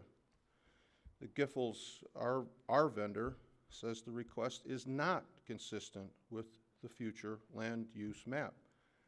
The only thing that I can kind of discern from the Giffords report is this idea that if you can't figure out what to do with it, then anything really applies.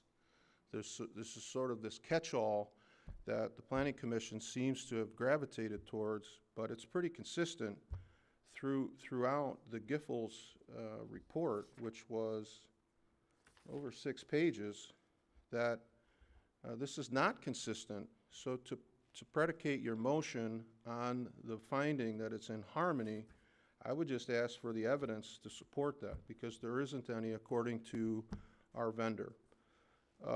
Next, I would concur with a number of the residents that spoke. I don't go back quite to 2006, as Ms. Lucas pointed out, but I do go back to the last time that this board took this up in earnest, and I can tell you, like the planning commissioner that said they did not walk the property because it's private property, and that would be trespassing, but the invitation to walk the property that I hope I didn't butcher the last name, but I think Miss DeVay said you can come out to my property and you can walk, and my neighbors will allow you to walk. I did that. I walked Laurel Oak from 23 to 24, and I did the same on Baker. And I was invited into the homes of a number of the neighbors there. And I think one of the earlier speakers, Mr. Vivek, I remember standing in his backyard after pretty good rain, and there was significant water, and that seemed to be the theme at every home that I walked and was invited in. The pictures, Ms. Lozen, I know that you offered, you know, to show us some pictures. I've seen them. I haven't seen yours, but I've seen several, and the ones that struck me were the ones where your fellow neighbors were riding jet skis, you know, up and down the fairway after a rain. So, and the kayak park is just going to naturally evolve there because it's kind of already in existence. The concerns that were raised, I understand Mr. Palin is accurate when he talks about this is a process and this is a one step in the process. And I agree, the process is in place because it would be unfair to any petitioner to come forward without seeing their site plan to make judgments and rulings on things like engineering, which are part of the site plan approval. That is often, you know, a good practice, and I'm not suggesting that we deviate from that, but I think at the planning phase, when you have such an area that cannot be really developed in the proposed way of this rezoning without substantial structural changes to the environment to the tune of, you know, I don't know how many train loads of backfill need to come in. I'm not an engineer, but the amount of water that's in that area doesn't get, I don't think it gets better with impervious surfaces. I think it only gets more aggravating. The other issue that was talked about time and time again was the concerns about emergency equipment. When we took this issue up almost 10 years ago, and when I was on the Planning Commission, there were a number of commissioners that were concerned about how do emergency vehicles get in other than 23 Mile Road. You need to look no further than last week's accident on 23 Mile Road. We all got a text alert from Public Safety Director Bassett, and if your phone was like mine, it blew up with, you know, residents that have a relationship with you. They wanted to know what was going on in the township because they were locked in on Jefferson, on Sugarbush, on Donner. Basically, the whole township shut down because of that accident and the strategic placement of that accident. And what I'm wondering is what happens to emergency vehicles when there's an emergency in the northern part of that sub and you can't access 23 Mile Road? Are we really proposing Chief Miller drive the trucks in between the houses? Like we're just going to blow through residential yards in an emergency? That's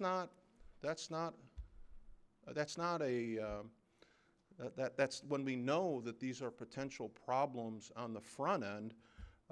That's not an emergency, you know, good emergency plan to address the egress and ingress problems that were plagued this project from the first time I looked at it. They're still not resolved. So what was the Planning Commission's determination on in terms of, you know, emergency access? It still does not exist. Resident who suggested the traffic study and the concerns about the last traffic study being almost 10 years old, I think is legitimate. We've had, Trustee Vosberg, I don't want to, you know, overtalk you. You have something? Mr. Supervisor, some of these comments are not germane because it's already been stated, the engineering issues, the water, flooding, all of those, that's not part of this motion. That's not part of this action. This action is a request to rezone, not deal with the engineering issues. Understood. There are, Mr. Supervisor, it is germane, and I'll tell you why, because it's germane enough for the Giffords-Webster's report to talk about floodplains and issues with water. So if that's part of that's not an engineering study, that's just to point out areas of concern which are well within your purview in terms of whether or not you approve or deny this proposal. So I've never known you to stifle debate, but it seems that disagreement with you will bring about matters of germaneness, and I don't think that that's fair. I don't want to go there. There's nothing that I've said that isn't germane. It could be part of, and it will be part of the next step in the process. The ability to discuss them here is not precluded because it will be more comprehensively discussed at the next phase. The density issue is a legitimate issue, Trustee Vosberg, in terms of this board disapproved of the proposed site with less density in the conceptual drawings than is even being proposed now. There's a myriad of reasons why it was denied several years ago. Those problems, in my opinion, have only been intensified and increase some of those concerns with the conceptual layout. Safety, density, concerns about the residents on both sides of that development are very much germane. Lastly, I would just point out the petitioner in this case and his counsel are both, I think, very admirable people. I don't like debates that begin to get personal with the individuals that are involved. Mr. Jarvis has been a pillar in this community. He's contributed to a lot of community events. And the resident who got up and spoke about, Mr. Verveek,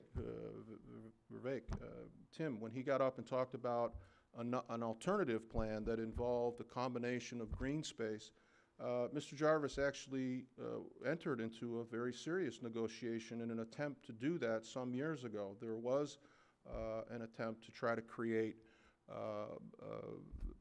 an opportunity for green space where the township would purchase the property. And so those are valid suggestions. I would just point out that the one thing that was lacking then is the same thing that is lacking now, and that is general fund monies to really develop the green space.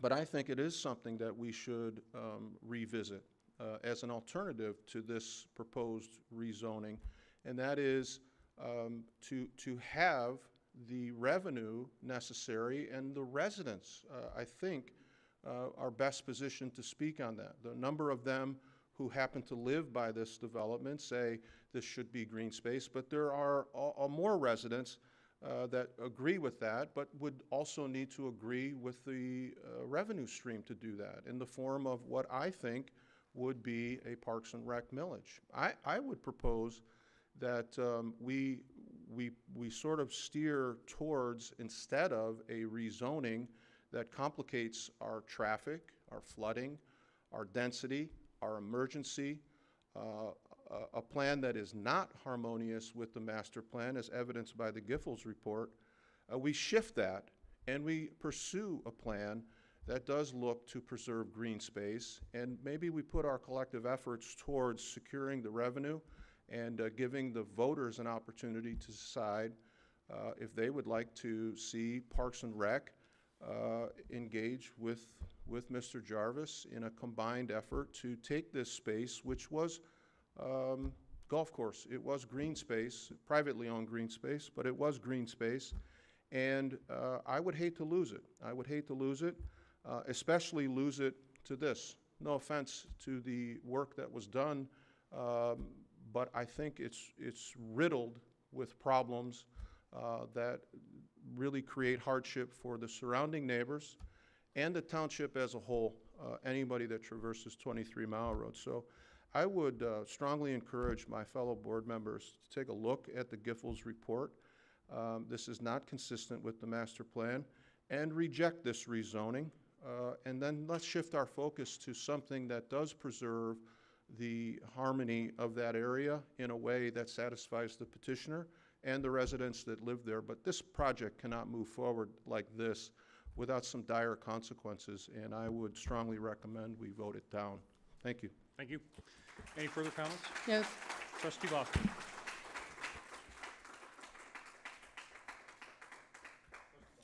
Thank you. I would like Point to. of order. Round one, Trustee Vosberg started. Oh, I'm sorry.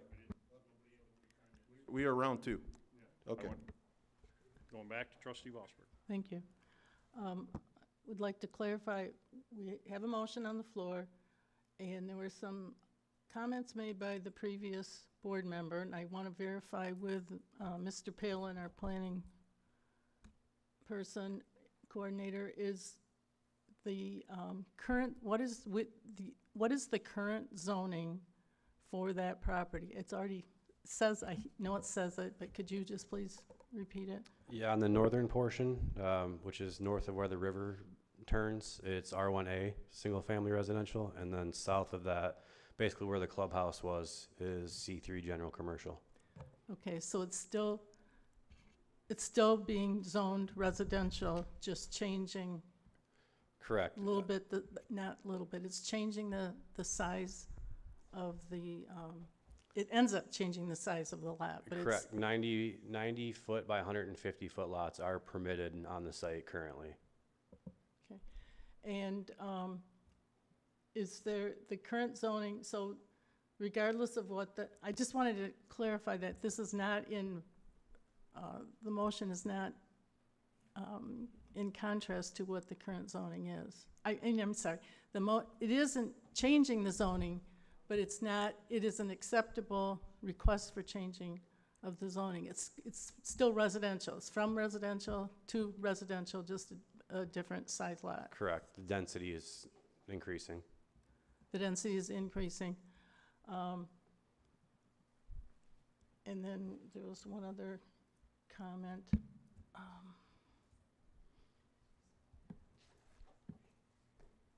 Was there any, I guess was there any mistake or error in what the motion currently states and the reasons, contrary to what our current planning zoning is, other than the request to amend, but for the reasons? I'm not sure I fully follow the question, but I mean, you stated it as the planning commission stated it. You know, it's. Right, so I guess I'm asking, was there? Right, it's the planning commission's job to interpret the master plan and the application in front of them. So for me to say whether that's accurate, I mean, that's what they determined during their public hearing process. Correct, and I was there, so. Right. But I just wanted to confirm that's part of the process, and they Correct. did confirm, that's why this motion's in front of us, because they forwarded it to us, and I'm part of that body. Okay, thank you. Further, Treasurer Elliott. Thank you, Mr. Supervisor. Mr. Palin, what is meant by density is increasing? What does that mean? Can you explain that? Yeah, so each residential zoning district has a minimum lot size requirement or number of units per acre. So with the current zoning of R1A, the minimum lot size, sorry, I have it right here. The minimum lot size for R1A is 13,500 square feet, 90 by 150. Their proposed zoning, so the minimum requirement for R1B is 75 by 135, I believe. And part of their condition is to go 80 by 130, which is 10,500, which is larger than the minimum 9,750 that's required by the R1B. So when you break that down over a full size of property, you can fit more lots. Okay, and so from the current site plan that was, when there was a site plan catch me up on some of the history here. So there was a site plan that was proposed earlier, and that's what we have now, or we have current zoning. Help me understand that, would you please? You're talking about the previous application from years ago? Correct. Yeah, so that, it was stated that that was denied. It actually was approved in 2016. It expired, it was valid for 3 years, and it expired in 2019.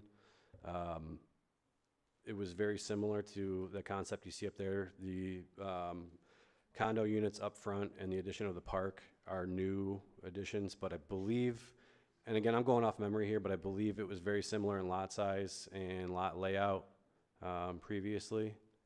There is some additions such as the pathways and that, but that was approved through the PUD process. So it went through a different process, was approved, expired in 2019 because no action was taken, and now they're back in front with a different development process. Okay, and do you remember, or I see that there's 7 detention ponds on here, is that correct? Is that what I'm looking on this plan? That looks accurate.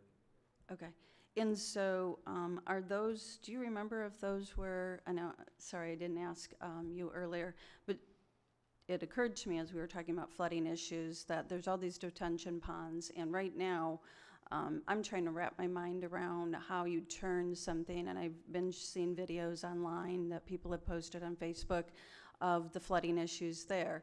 So you know, the liability of having those flooding issues and having that as a park space would be a concern.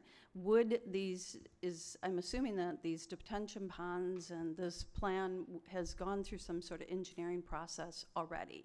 And I know that there would be an additional engineering process, is that correct? Yeah, I can't speak for the applicant on what due diligence they have done. You know, they, like I said, they would be required to go through an engineering review. Typically, you do a preliminary study to see, you know, what's feasible and what it can handle and what would be required as far as site work goes. Also, I'm not an engineer, so I, you know, might miss something here, but does that answer your question? If I missed something? It does. It helps to give some clarity around the discussion and to just keep it focused on what we can address at this point. You know, I think you addressed it earlier, but I just want to kind of discuss that a little bit more. Yeah, and that, you know, in this process and even previously back in 2016, you know, the Planning Commission and the reviews being done aren't looking at number of detention ponds, how deep they are, how much water they hold. That, like I said, that comes later. So typically what you'd see with a development is they would apply with a concept plan that they've done a little bit of homework on. If they get an approval, then they start doing more site investigations and start doing the engineering design. Come in with a preliminary site plan with the township. They think this is going to work. They get that approved, and then they really dig into the engineering design. You know, meeting all the standards, you know, whether it be stormwater standards, you know, how big the detention ponds need to be, if, you know, depending on where the outlet is, what agencies they might need approval from, all that comes after. What agencies might that include that they have to get approval from? It could include the county drain office, it could include MDOT. Those might be better questions for Mitch, but Yeah, that's yeah. And I'm okay if Mitch wants to address that, because I think this is a big ordeal. If Supervisor, do you mind if he addresses the question? If you want Mitch to? Yeah, like Sure. some of those flooding issues, we're talking about them quite a bit. Mr. Supervisor, you could invite Ms. Lucas back to the podium. She rattled off about a dozen of them, and they were all accurate. They came from our 2016 deliberations. Yeah. No, they were. All right, hold up, let's go. Sure. Let's go ahead, Mitch. You've been asked, We'll start with 23 Mile Road is an MDOT road, so any work in the MDOT right-of-way would require a permit from MDOT. The Salt River is under the jurisdiction of the state, so that would be the DEQ. The roads probably are gonna be, and I don't know this, are they gonna dedicate these roads to the road commission as a part of this development? I would assume so, but Okay. haven't gotten that far. So the roads and the bridge would be, assuming they dedicate it to the road commission, they would be built to the county standards. Those would be dedicated and permitted through the county. But Jonathan's right, you really don't do full engineering until you get an approved site plan. But it looks like they put some thought into, you know, the location of the river and the location of the ponds. Can I interject here, Mitch? Yeah. This is a rezoning request. Right. This is not about engineering, this is not about planning, this is not, all of those issues that everybody's worked up about, and rightfully so or wrongfully so, those will be addressed if this passes. The developer has to move forward. They will all come back here. He has to submit engineering plans, and all of those 3-letter and 4-letter acronym state and federal people that are involved in this, they have to go through the process.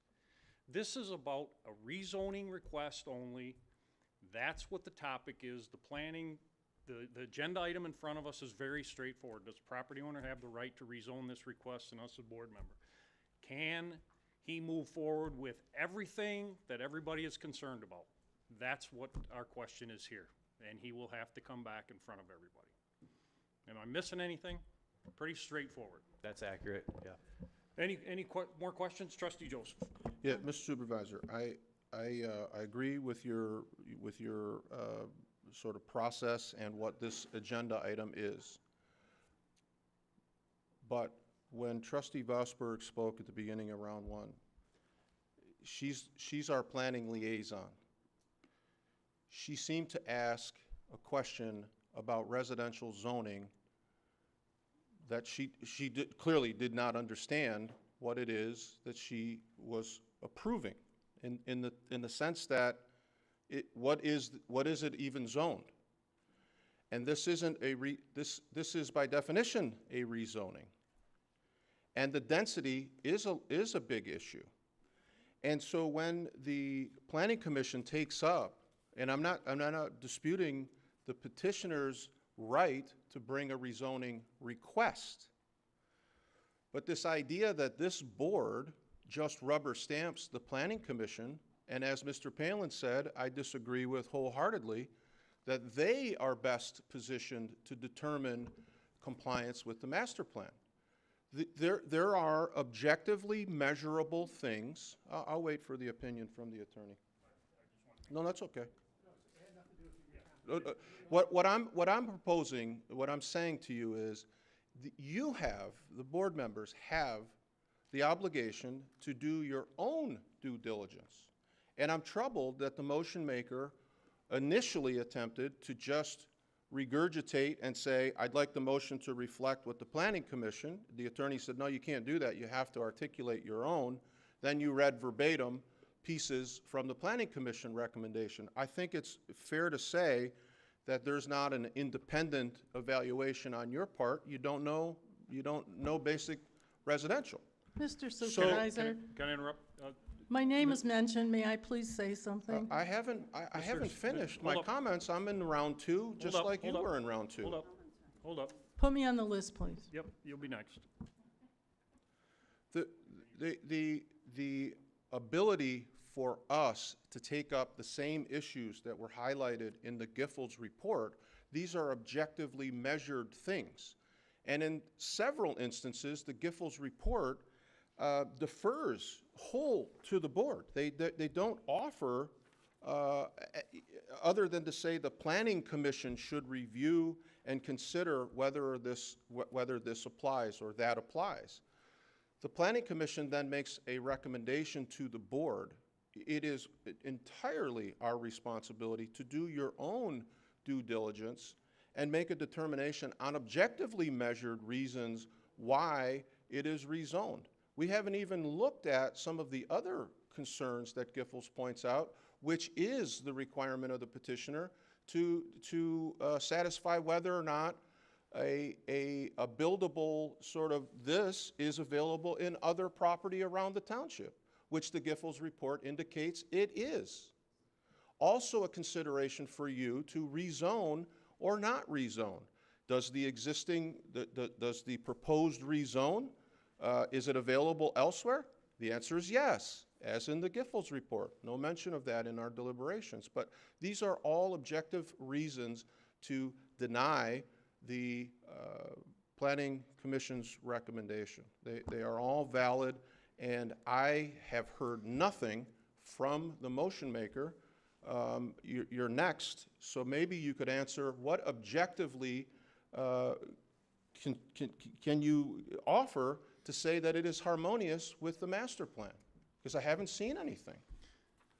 Thank you. Trustee Vosberg, all yours. Thank you. First of all, my manner of questioning is not because I don't know what is allowed and what is not allowed and what the Planning Commission agreed to or did not agree to.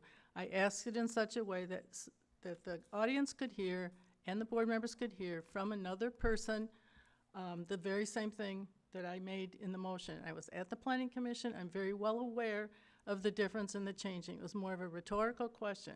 You may vote any way you want. You can disagree we can agree or disagree. I don't mind that part, but do it for the right reasons, not to cast dispersions or doubt on my decision-making process. So that's my first. The other one is the Planning Commission, and of which I'm a member. We did discuss all of that. Again, if you don't want to agree with that or you want to add additional things, that is absolutely our right as board members, and we absolutely should do that. But I am in concurrence with what the Planning Commission decided, and that's where I stand. And I don't appreciate the fact that my decision-making process is in question. That's all. You may disagree, and that's fine. And there's plenty of standards that are listed for agreeing and disagreeing, and if you want to go into other ones, you may. But stop trying to cast doubt on whether the Planning Commission made a correct decision or not. Our attorney was at the Planning Commission meeting. I think if we were way out of line, he would have stopped us at some point. Thank you. Thank you. I'm going to go with Clerk Berry. Thank you, Mr. Supervisor. I would just like to make a statement in regards to my intended vote. I intend to vote no on this rezoning for the following reasons. Items number 1, number 3, number 6, and 2 bullet points under number 10 in the Giffords-Webster report. I'm not going to waste time. I know it's getting late to go through all of that, but the board members and the public are all able to access those points. So again, numbers 1, 3, 6, and 2 bullet points under number 10 are the reasons for my intended no vote on this rezoning. Thank you. Thank you. Treasurer Elliott? Thank you. So we interrupted me earlier, and I was actually going to ask a few questions regarding the rezoning, but we can go ahead. And I also was looking at these items that the clerk had just mentioned, and it's number 1 is the proposed zoning consistent with the master plan? And this says, it likely reflecting its former use as a golf course, which does not correspond with the R1B and RM1 zoning districts. The master plan describes this land use designation as follows: public and semi-public use, we've heard that several times, institutional, recreational, civic uses. I'm not going to read all of those. Land designated for recreation accounts for township parks as well as significant stands of wetlands and woodlands under a conservation easement or government. Also, it says, while the future land use map shows this area is not planned for residential development, the area surrounding the site is mostly planned for medium-density single-family residential, with the southwest corner planned for multifamily density. I think that says a lot, but it doesn't necessarily point in one direction or the other on that one. But if you go on the next page, and there's a little bit further reading, and it says under this one, talks about the master plan also called out the Salt River as a special focus area of the township. In a little bit further in there, it talks about this parcel in particular is cited as an example of an excellent opportunity to achieve the goals of the master plan and set a precedence in Chesterfield Township by implementing a thoughtful, sustainable development practice. The focus area emphasizes the need to carefully design and plan the development on the land adjacent to the river to protect the river and floodplain. Cluster housing was suggested to preserve land for recreation, common open space, and preservation of environmentally sensitive areas. The Salt River Golf Course was specifically mentioned as a possible opportunity for the township to have a nature and recreation area. However, this land is still privately owned. The master plan pages that describe the vision for that focus area are attached to this letter. I read that out loud because I'd like to talk about a couple of things within that. I read that paragraph out loud. A couple of things in that is, who was involved in this master plan? What board members at the time were involved? Were there one or more board members here at the township board level that were involved in this master plan that we're referencing? Yeah, it was the 2021 Township Board. Was that master plan written before the 2021 board, because that 2021 board would have not been in office for very long? It was developed over a period of months, maybe even over the course of a year or two. Public hearings, public workshops. There was a joint meeting between the Planning Commission and the board, and then ultimately a public hearing with the Planning Commission, and then they approved it and then send it to the board for approval. Okay. What is cluster housing? Do you know? Treasurer Elliott, if I could. I have the floor. No, I just wanted to answer your question on the board members present, if I could. I'm just asking Mr. Palin, Oh, and okay. I think he pretty much answered the question. Well, he was I inaccurate, got- but that's okay. That's all okay. right. I'll address it. Cluster housing, please. Cluster housing would be when you take a density that's permitted over a site and cluster it in one area to preserve natural features of another area. Okay. And so on the number 4 bullet point, it says the proposed single and multifamily residential zoning districts are compatible with the surrounding parcels with their various residential uses. Do you want to explain that a little bit to us? I'm sorry, where were you reading from? I'm on number 4. It's page 49 of 123 is in my packet the way it's printed. This would have been page 5 of their report, of Giffords' report. Okay, I see that now. I'm sorry, what was the question again? Can you explain number 4, please? Is the proposed zoning district and potential land uses compatible with the surrounding uses? Yeah, so what we asked the Planning Commission to look at is, exactly that. What are the surrounding zonings? What are the surrounding land uses? So you can see up there on would be the west side is Laurel Oak, which those lots are majority 80 feet, I believe, some 75 feet, and I think some corner lots are 90 to 100 feet. So generally consistent and compatible. I mean, even so, you're not always looking at the exact lot size. You're looking at single family, multifamily, commercial. What is surrounding? Is it compatible? So yeah, that's the question that's asking. Okay, is there multifamily parcels that are, so to divide this into 2 pieces, right? We have one where we're taking it from commercial to multifamily. Is that piece that's going from commercial to multifamily, is that consistent with other pieces that are in that area? Yeah, so you have multifamily RM3 on the southwest corner. There's an existing condo development there. And then, the frontage is the Tim Hortons and Wendy's. So typically that's what you transition, from your commercial uses to a multifamily to a single family. So that would generally be considered compatible. Okay, so it's currently, so that would be compatible to go from the commercial to the multifamily. And then in the back half, it's already currently zoned for single-family residential, correct? Correct.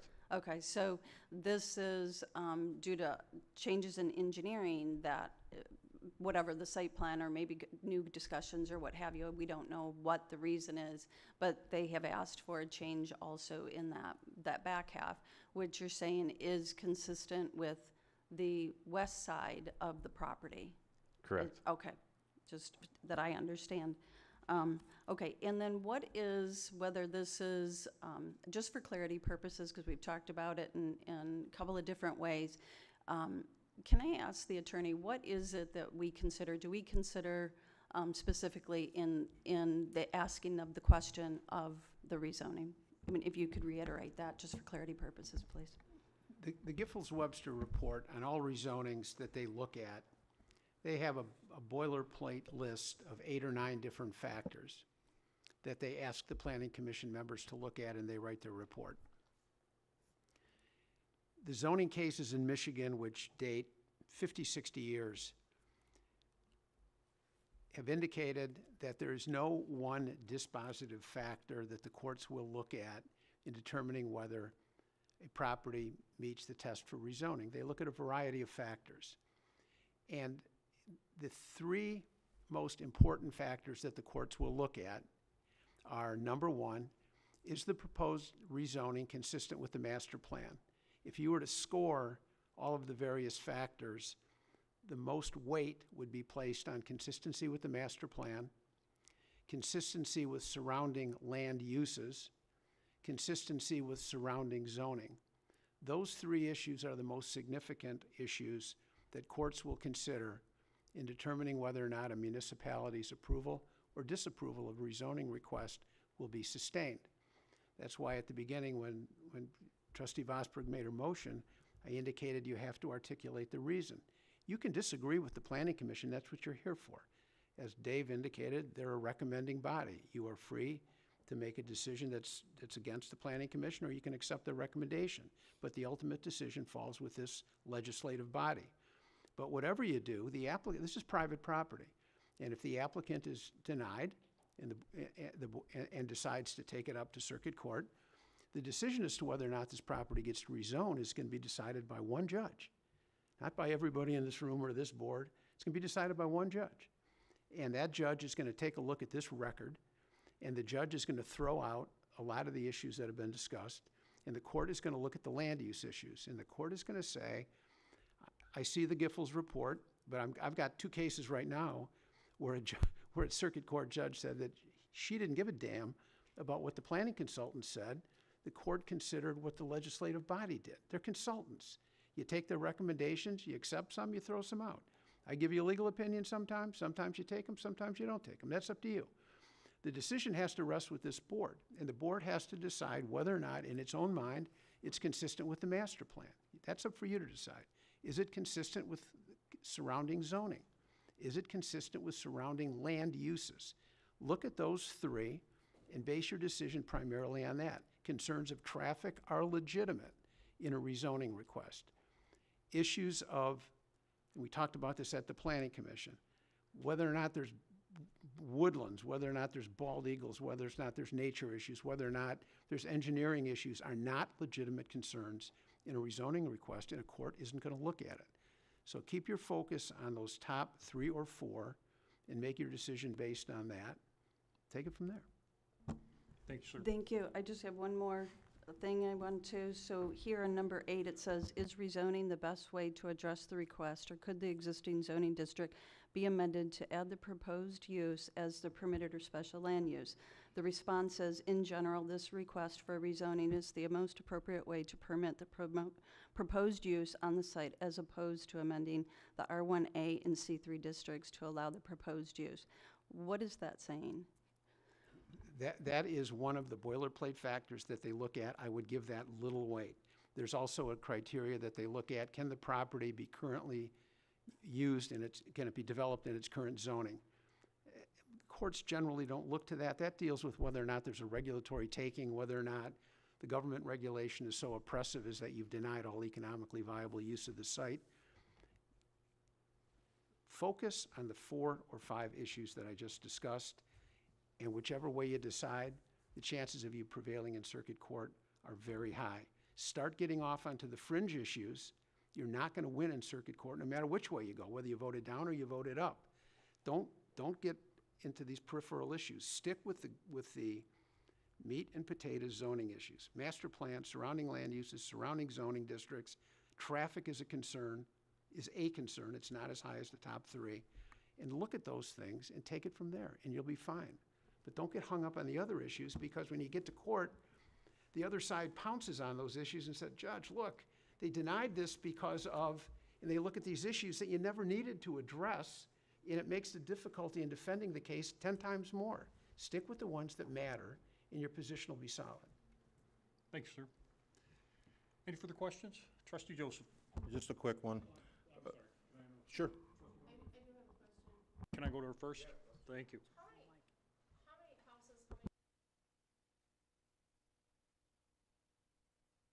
How many residential units is it zoned for right now?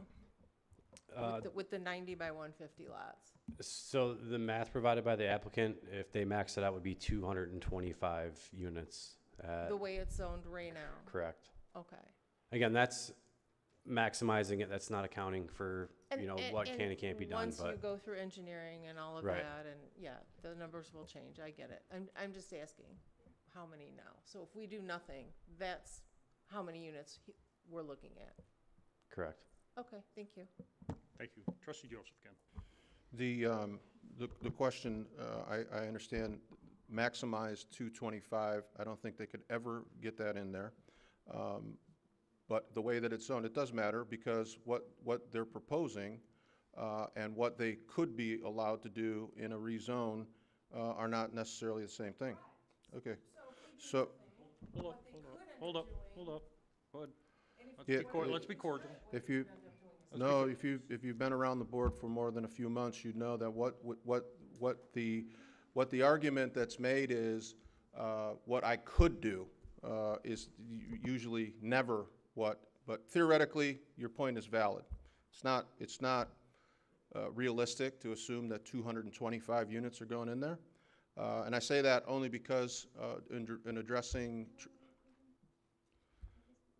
Do you want the floor again? You can have it. Hold up. Come on. Again, the concept that has been presented and that you're seeing is just a concept. Hasn't been engineered as something they submitted. So, nice to look at, not real. That's all I'm pointing out. That's okay. The question that Treasurer Elliott asked about board members and who was involved, the reason that I wanted to jump in, it wasn't to dispute anything, was just to provide you a little background. When I got on the board, I was appointed to the Planning Commission in my very first term. Trustee DeMink was on the board as the liaison. They had begun the process of the master plan, which was eventually approved by Trustee DeMink. So he started it under his liaisons. I was there for 4 years. We worked on the master plan. We had some changes in our township planner vendor. We had Patrick Maher for a number of years, and then Mr. Arroyo came in as part of the team. And we worked on it during my 4 years, and then it was eventually approved when Trustee DeMink was returned to the Planning Commission, I believe in 2021.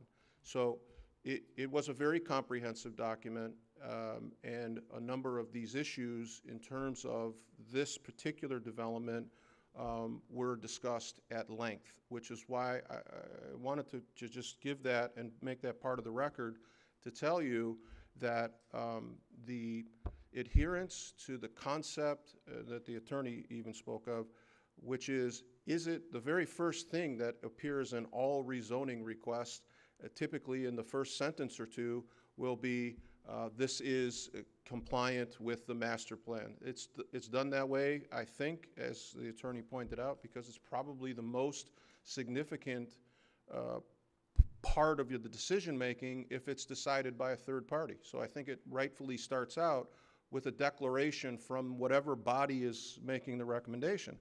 My point is, and I don't pretend to know more than the Planning Commission, just that I was part of the deliberations for several rounds of this particular development, including the master plan, and I have arrived at the conclusion from all of my due diligence that it is not consistent with the master plan. And again, Trustee Vosberg, I wasn't attempting to impugn yours. I appreciate the way that you clarified the question and that it was rhetorical. It seemed like you were unclear, and obviously you weren't. So you apologize if you took it as an attempt to base my decision on devaluing yours. I based the decision on what I think this does to that region, to that area. And having walked and talked to a number of people on Laurel Oak and Baker, my experience with the formulation of the master plan, and to be honest with you, some very spirited debates with an exceptional attorney who's in the audience tonight.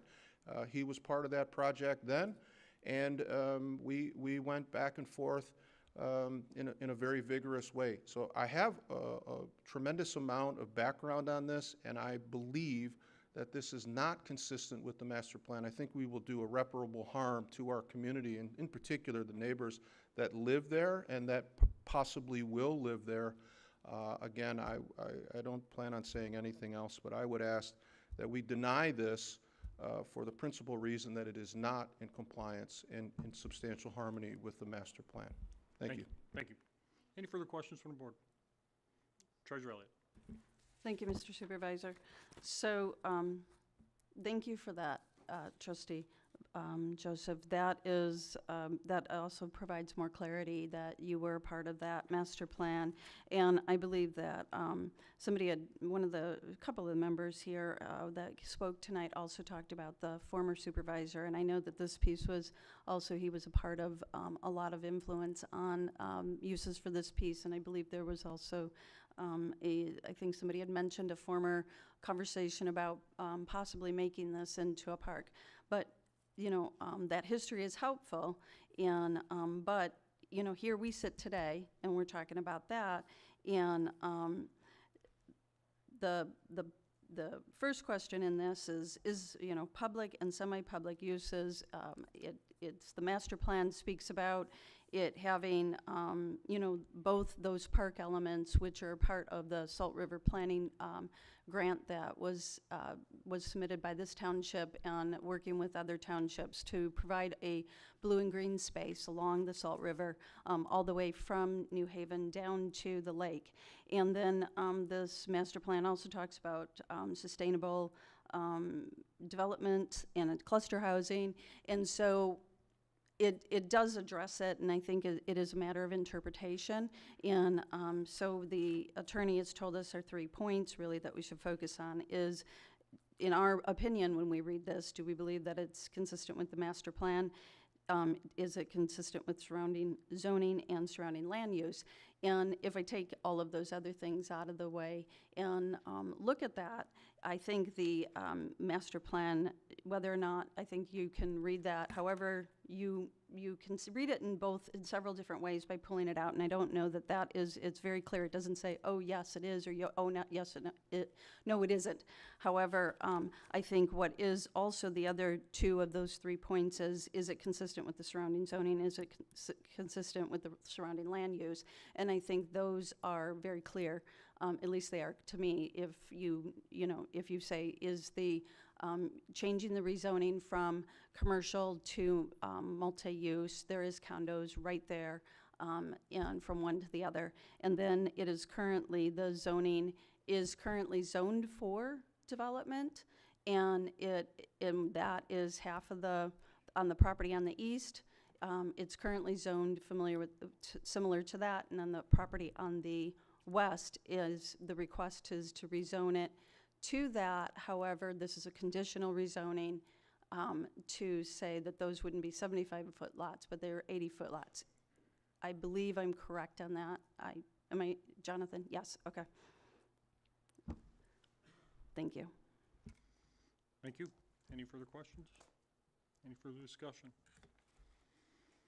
I have a motion by Trustee Vosberg, supported by Supervisor Kersten, to approve item 10C.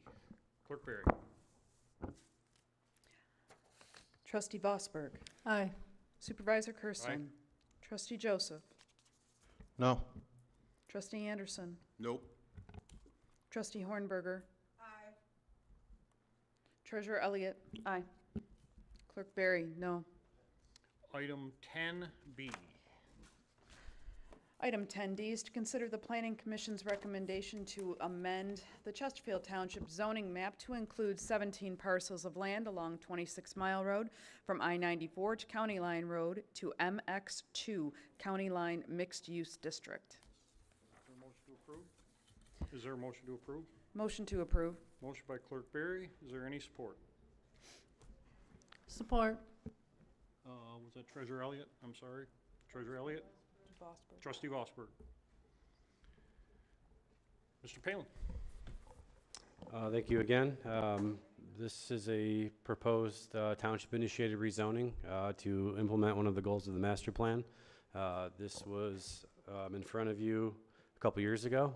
It did not pass through the board, but we brought it back because some time has passed. There's now sewer available in the area with some development interests that we anticipate will be coming. So this includes 17 parcels. They are a combination of C3 general commercial and M1 industrial for the most part. I think there's one property is C1, the corner. The Planning Commission and the board, when they adopted the master plan, adopted the county line crossing concept. And one of the action items for that was to develop a zoning district meeting that concept. That was done back in 2022. And that zoning district was adopted. Now we're at the point of rezoning those parcels to that MX2 district to ensure that we get development that is consistent with the master plan. The County Line Crossing mixed-use district is intended to provide for village-scale development to accommodate commercial business, professional offices, hotels, technology, and missing middle residential uses. These regulations are further intended for the following purposes: to promote the health, safety, and welfare for the general community, to implement the master plan, to provide for walkable streetscapes where active facades address sidewalks and parking and loading are located behind buildings, to promote small incremental development alongside larger developments, to promote development and infill redevelopment that results in a walkable, vibrant, and diverse mixed-use district, allowing for shop fronts, sidewalk cafes, and other commercial uses at the street level, with offices and residences overlooking 26 Mile Road and the parallel collector road designated in the township's master plan, and to promote a park once environment in a compact, walkable form. So the Planning Commission did hold their public hearing on this and are recommending approval. And again, I'll give you the motion as it was approved unanimously by the Planning Commission. The recommendation was for the following. Early in 2019, the Chesterfield Township Planning Commission and the Board of Trustees sought to create a master plan for the physical development of our township. A professional planning consultant was hired to support this effort. Public input was sought and received via visiting sessions, online surveys, open houses. In addition, residents and business owners were encouraged to attend and participate in these meetings and township board meetings. On May 5th, 2021, the Board of Trustees unanimously approved the master plan. The County Line Crossings mixed-use district is not just a note in the master plan, is an integral part of that plan. During the last Planning Commission meeting on May 6, 2025, several residents asked questions and shared their concerns with this commission. Many of those questions and concerns were addressed. Some of them can't be addressed until this process continues. There are no statements or concerns shared that causes to rethink the master plan or alter it at this time. In addition, the rezoning proposed remains in concert with the goals and intent of our master plan. And I can answer any questions if anyone has any. Questions from the board? Trustee Joseph.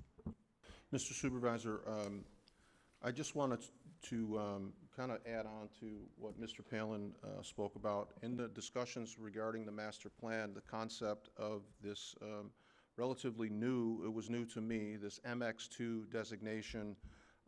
Mr. Arroyo gave our panel a very, very detailed presentation on what that looked like. The concept was amazing to me in terms of what that corridor could be. I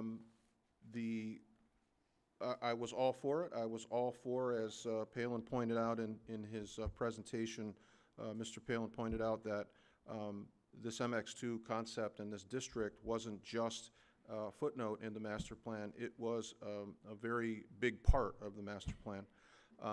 It was very new, visionary, and at least to our community, If you're wondering what that looks like, if you ever frequent the Costco over in Shelby and Lakeside, well, not Lakeside, I'm sorry, the surrounding area has a number of residential and small service businesses above or below. And so the idea is that the MX2 would provide a unique opportunity to have service type businesses located very close proximity and in some instances like right on top of residential. So I was very enthusiastic about it. When it came time to rezone the existing parcels, the one thing that I hadn't factored in was the residents that currently held the land. And so they came in large number and said, like, I've owned this property's been in my family for years, and I have some ideas and some plans to develop it in this way, and if you approve this rezoning, my plans are, it dawned on me during the course of that presentation that we hadn't really consulted our bosses. They own the property, and they own the property for a long time. And so to make an argument for the greater good of the community, we're going to rezone and change what you can do with your land, ran afoul. And I voted against it, as did the board. So we did not rezone it at the time.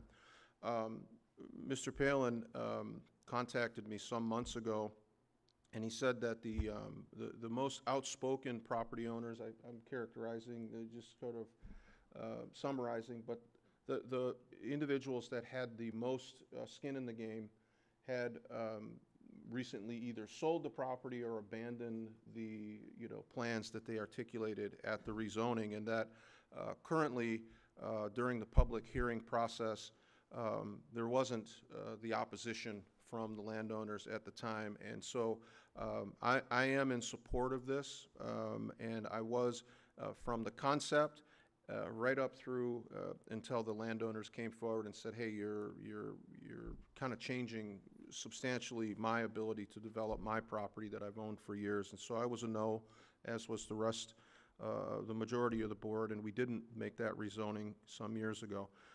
I'm glad that planning has brought it back and also updated us on the feelings of the current landowners as well. We oftentimes get correspondence from residents on agenda items. We all received one that made some comment about infrastructure being placed at 26 Mile Road, and now this is the sort of next step in partnering with, implying that there was a plan all along to help out developers. And I can only say from my standpoint, the MX2 rezoning and this site plan arrived on the scene way, way, way before we talked about any infrastructure improvements on the 26 Mile corridor. They're completely unrelated. And this was a good idea then. The only thing standing in the way of approval for me was the displacement of the landowners. That's no longer the case, and I'm excited about what that area could be in the future. So I am enthusiastically for this for those reasons. Thank you. Thank you, sir. Any further comments from the board? Clerk Barry? Yes, Mr. Supervisor, I would just like to state my reasons why, and I'll restate my motion as well with the reasons why I made the motion to approve this item. And like Trustee Joseph said, I was there as well, and I remember him being very excited, and I was as well, about the concept that was presented in this opportunity to provide for this type of zoning. One of the things that Chesterfield does not have that many people have expressed desire for is some sort of a walkable shopping area or a walkable area that would provide a lot of the things that this zoning would allow for. And we don't have anything like that currently, and that was something that area was really a tremendous opportunity for. Like Trustee Joseph, I was concerned about the infringement on property rights of some of the existing property owners at the time it was brought to us before. And that was an issue, and I have the same understanding as he does. But if I can just restate my motion for the record, and that is a motion to approve the recommendation to amend the Chesterfield Township zoning map to include 17 parcels of land along 26 Mile Road from I-94 to County Line Road to MX2 County Line Mixed Use District for the following reasons. One, it is consistent with the master plan as well, and secondly, because it is, meets the goals and direction of the township. Is there continued support, Treasurer Elliott? Or Trustee Vosberg, I'm sorry. Sure, yes. Any further discussion from board? Trustee Anderson. Just a side, I'll support this, and just want to thank our residents, water and sewer users that probably help make that county line sewer running out that area possible to help these developers do what they're doing. Thank you. Thank you. We have a motion by Clerk Berry, supported by Trustee Vosberg to approve item 10D. Clerk Berry. Clerk Berry, aye. Trustee Vosberg. Aye. Trustee Joseph. Aye. Trustee Anderson. Aye. Trustee Hornberger. Aye. Treasurer Elliott. Aye. Supervisor Kersten. Aye. Item 10E.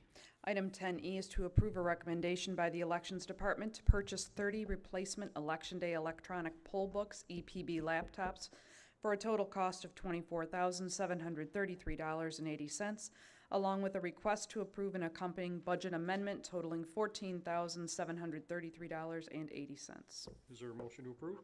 Motion to approve. Motion by Clerk Berry. Is there any support? Support. Treasurer Elliott.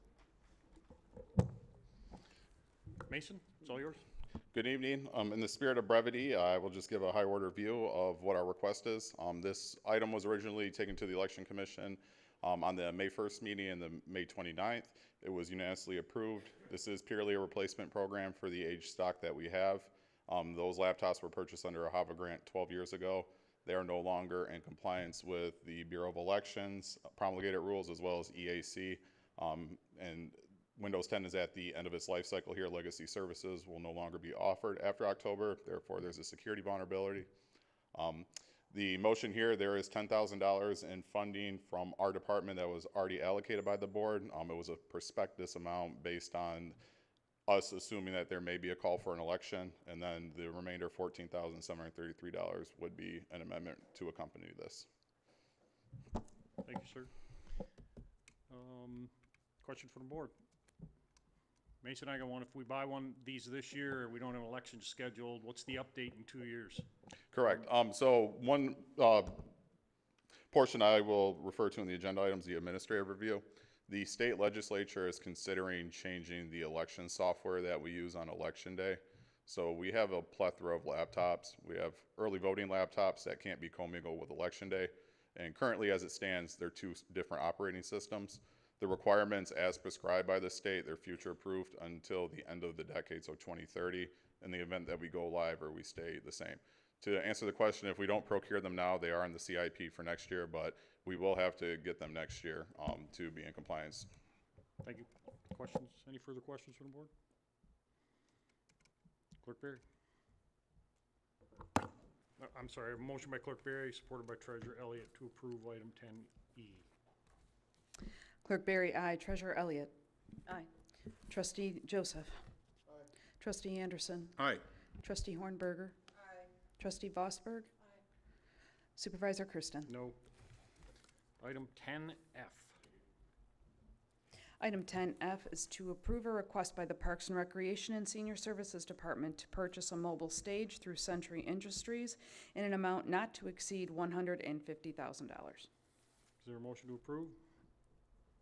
Supervisor Kersten will make a motion to approve. Is there any support? Support. Trustee Joseph. Michelle? Good evening. Good evening.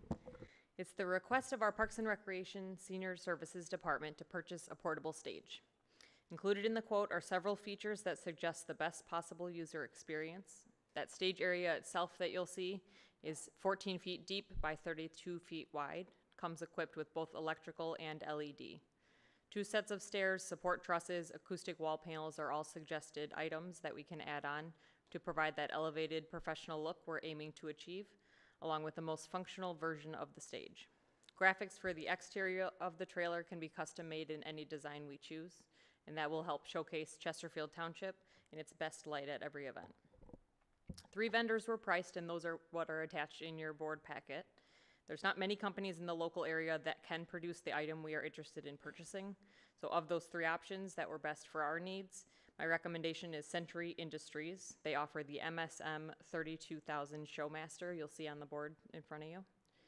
This is a unit most similar in this area to the New Baltimore Lions stage that you may be familiar with and you may have seen at other public events. This option is the most cost-effective, which worked out well, without losing any of the quality or the features we're looking for that will help us in our community events. We chose to move forward with a recommendation of a mobile version of an amphitheater rather than a stationed facility. This plan is to approach the mobile stage at several events throughout the township and not be limited to just one location for events that we have planned. Currently, our options are that we rent mobile stages from New Baltimore Lions Club and the City of East Point to accommodate our current programming. In the past year, the stage has been used for our summer concert series, the multi-day Cheers to Chesterfield Festival, and for the Christmas tree lighting event. We've had full access to a mobile stage, if we had full access to that mobile stage without any restrictions, then we could add on additional events. We could dream of new events, but we could also use changes right away, including North Gratiot Cruise, our Halloween event, and additional concerts that could be added. We pay per date for the rental expenses with towing costs for each delivery, so we have limited use of this event feature as it currently stands. Using the New Baltimore Lions Club stage agreement as an example, each date requires us to pay a $600 rental fee, $100 service fee, a $400 towing fee for outside of New Baltimore events, and then also a $200 security deposit, and that's returned after each rental. With this price point, it's difficult for us to maintain the level of programming without expansion of use. New Baltimore Lions Club has mentioned that their stage is nearing the end of their useful life, and the condition of the item does show so. The City of East Point stage was actually pulled from availability this year when we looked to rent it for this season. The condition of that item, again, is the reason why they no longer allow it outside of their city. The Lions Club no longer includes a generator as part of their rental, and knowing that it's at the end of its life, they have no plans to replace that feature for current rentals, including what we're using it for this year. Another issue we currently run into when just renting a trailer is that our requested date is not available. New Baltimore Lions Club in particular has a very popular stage in this area. It's being used by many other facilities, different events, groups, and we have no guarantee that the dates that we need now or in the future are available for us. I do see our current options not as a sustainable choice that we can expect to be available for our planning purposes that we do need. It's time that we have a viable solution so that we can depend on the next 20 years, something that we can look for. If the board approves this purchase, it will be accessible to all departments within the township for community events or public presentations. We also have the opportunity to rent the stage out for other businesses or community groups in the area if we so choose. With this trailer added to our inventory, insurance would cover the liability of rentals from those outside groups. More information on this piece, including specific language agreement and what that agreement would look like, would certainly be coordinated with legal counsel before being finalized to make sure that we're checking all the boxes that we need to. Karen, if you don't mind going to the next slide, we can take a deeper dive into the pricing for it. You'll notice on the quote price has actually expired. I talked to the to the vendor. They agreed to honor this price point to allow time for the board to look at it and bring it for approval. My request includes up to $150,000 for additional any unforeseen circumstances that are outside of this direct quote, which may include shipping costs or service fees that may be accrued. For this vendor, a 25% deposit is due to place the order. The remaining of that payment will be invoiced prior to the delivery date in 2026. Deposit is non-refundable. However, just to check all the boxes, asking the vendor how often they have not been able to produce an item, they said in their 30 plus years, they have never been unable to produce. They were even able to go through COVID and still produce the products that were asked for and delivered on time. So we are confident in this vendor choice. The invoice in this purchase is anticipated to come from the Parks and Recreation capital outlay line item in the 2025 approved budget. It's listed in the CIP as a planned future expense in 25 and 26 to allow for that difference in payment between the years. In the itemized invoice itself, if you look down your board packet or again on the board, the unit trailer price is the $124,184. The optional add-on anti-corrosion package increases the life of the stage. An additional stair will create more of a functional access. It does come with one set of stairs, but to really use it for its best feature in the way we want to see it, 2 stairs are necessary. Acoustic wall panels will increase the viewing angle and direct the sound of any event or presentation that's happening directly to the audience, as well as improve the acoustics that are provided. Stage deck support truss, again, just help with that quick setup and easy leveling. And then those exterior graphics will really show that visual appeal, branded specifically for Chesterfield Township to be seen wherever we place it. Delivery for that is a $1,600 cost, and it's coming from Indiana. Adding the stage to our inland marine liability insurance schedule would include an estimated $431 annual premium. So that's an additional cost that we would accrue. We also, as a township, would have to register the vehicle, which would be another $200 to $300. And then one more slide, if you could, Karen. Currently in our vehicle fleet, facilities has the capability to tow this size of a stage trailer. That kind of gives you a visual of what the stage will look like. It folds together, compact into a rectangle, and then, and then opens up both the top and the side panels so that you can present from it. So we do have the ability to tow with the capability of that size of trailer currently in our fleet.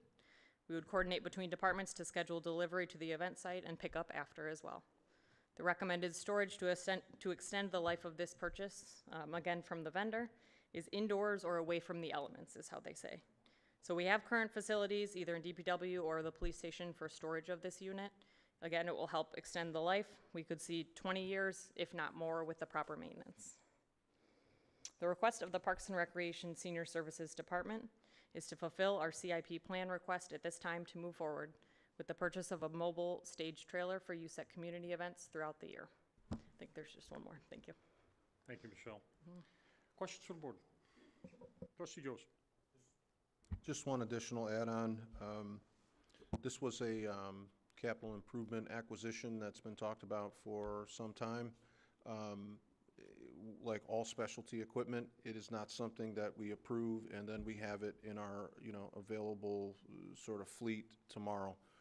This purchase has nothing to do with cheers to Chesterfield. This piece of equipment will not even be acquired until spring of 2026. It is a very well put together presentation.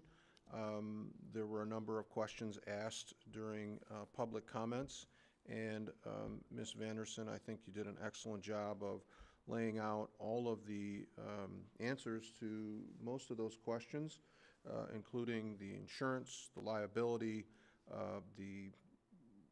who will tow it. I think the one that I was trying to keep up with, when it's not in use, where will we store it? We do have a couple different options, specifically facility-wise. The DPW lot is large enough, or building is large enough, as well as the police station. Great, thank you. Any further questions from the board? Treasurer, Trustee Ornberg, go ahead. Go ahead. All yours, your light's on. Do you know, have you figured out what are the ongoing costs, like what are your yearly costs on this? Do you know what, even by asking the Lions, what are their yearly costs on just upkeep and maintenance? There are maintenance costs that are associated with it. Most of it is whether it's gas or oil for the motor functions of it. I don't have an exact number for you. Do you know, when you're talking about the cost to rent that we pay now, do you know how much we pay every year total? Yep, for every event that we do, we pay $1,100 to rent. That's not including that $200 security deposit because we get that back. Okay. In this past year, we rented for 9 dates. Okay, so like $10,000. Mm-hmm. And again, that's limiting our programming so that we can afford to keep up with the rental of the stage. We can't use it at every event. Treasurer Elliott. My question was, we're gonna be worded different, but she had answered it, so your break even is about 15 years. And the life of the equipment is 20? 20, yep. Thank you. Trustee Anderson.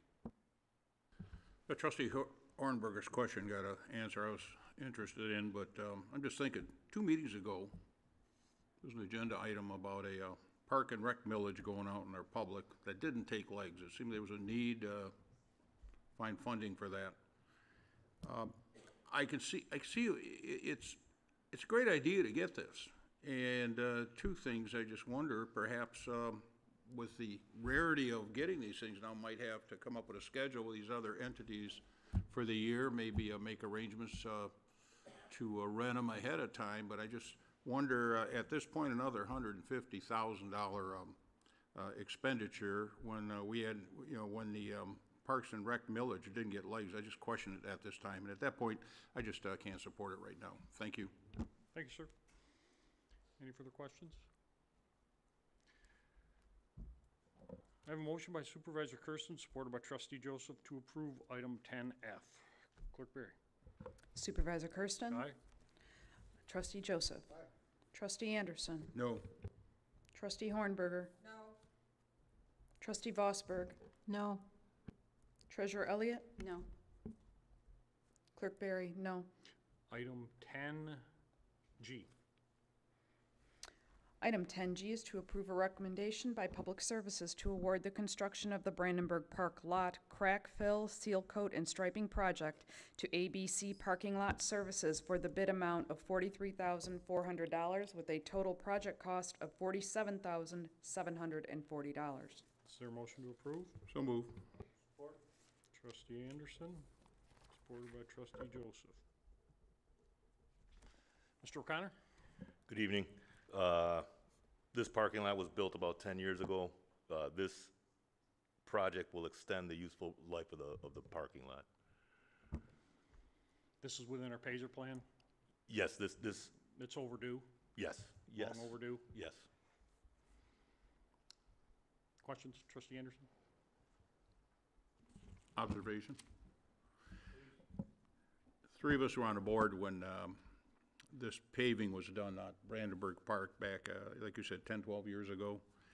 I remember Carol Rose, who was in charge of senior citizens, she had mentioned around her own the property, the asphalt that adjoins that facility. She went on her own and arranged to have it sealed after so many years.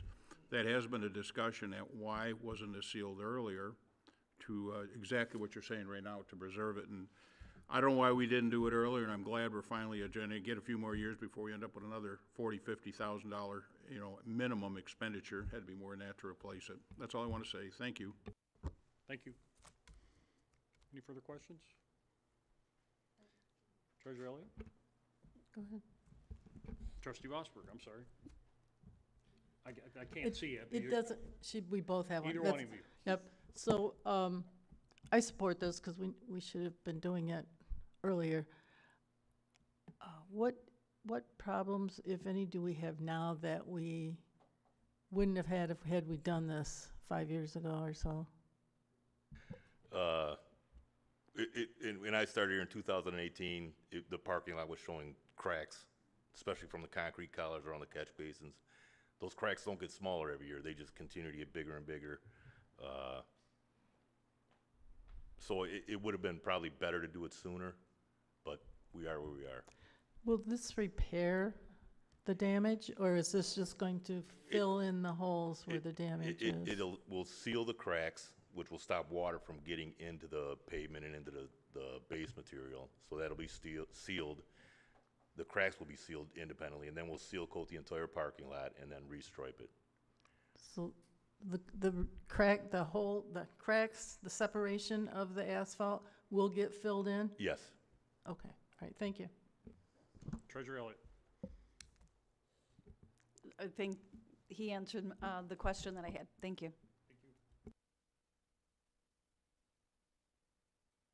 I have a motion by Trustee Anderson, supported by Trustee Joseph, to approve item 10G. Clerk Barry. Trustee Anderson. Trustee Joseph. Trustee Hornberger. Trustee Vosberg. Aye. Treasurer Elliott. Aye. Supervisor Kersten. Aye. Clerk Barry, aye. Item 10H. Item 10H is to approve a recommendation to award the contract to JSAF Contracting, Inc. to install a new roof, trim, and gutters at the Chesterfield Township Youth Center in a project amount not to exceed $38,445, and also to amend the budget by $13,445 to provide sufficient project funding. Supervisor Kersten will make a motion to approve. Is there any support? Is there any support?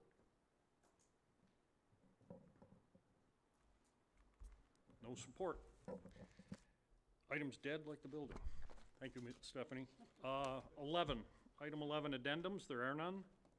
Item 12, public comments. There's a 3-minute time limit on public comments. If you would, please state your name. Not required, just so we can identify you.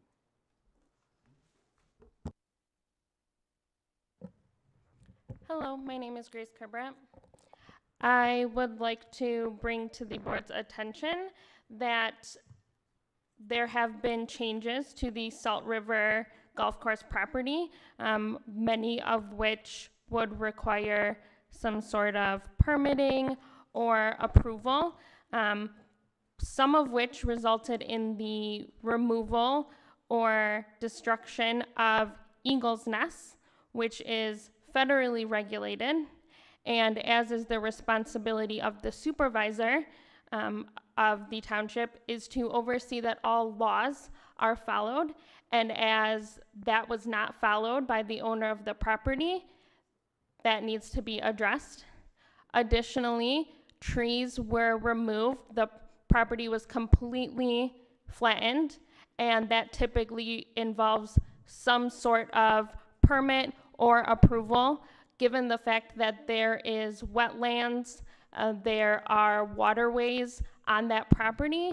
There were probably many other government entities that should have been looped in, Army Corps of Engineers, Eagle, the county of Macomb, and it doesn't appear that any of that was done. So what action is the supervisor, what action is the board, what action is the public safety department going to take as far as the following of these laws, which does not seem to have happened? Thank you.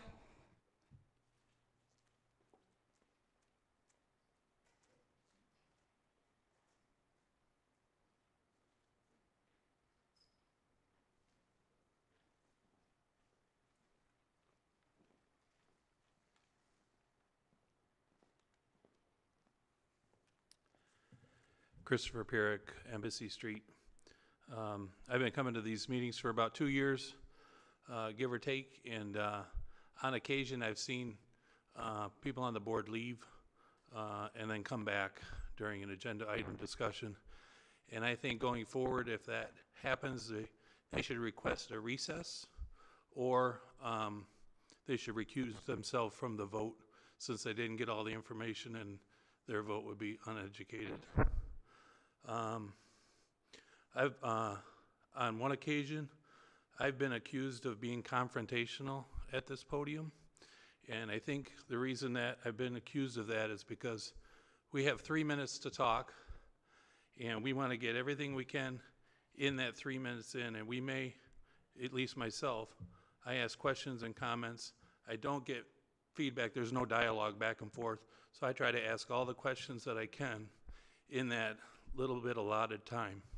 And I'm assuming what your rebuttals will be, but we don't get that, so maybe I'm just hammering and hammering and hammering, and it seems confrontational, so I apologize if I am or appear that way. And then my last item is about priority waste. There's been a lot of issues lately. Last week we had late pickups. A lot of people have missed pickups. Priority leaves messes behind. We pay for a service and we don't have any recourse if Priority doesn't support that service that we have the agreement with. So is there anything that if we don't, the only recourse we have is to really not pay our bill. And if we don't pay our bill, then it ends up going on our taxes. So we really don't have any recourse. So is there anything that the township can do or the board can do to be a liaison between the residents and Priority to help support the poor service that we're getting? Thank you.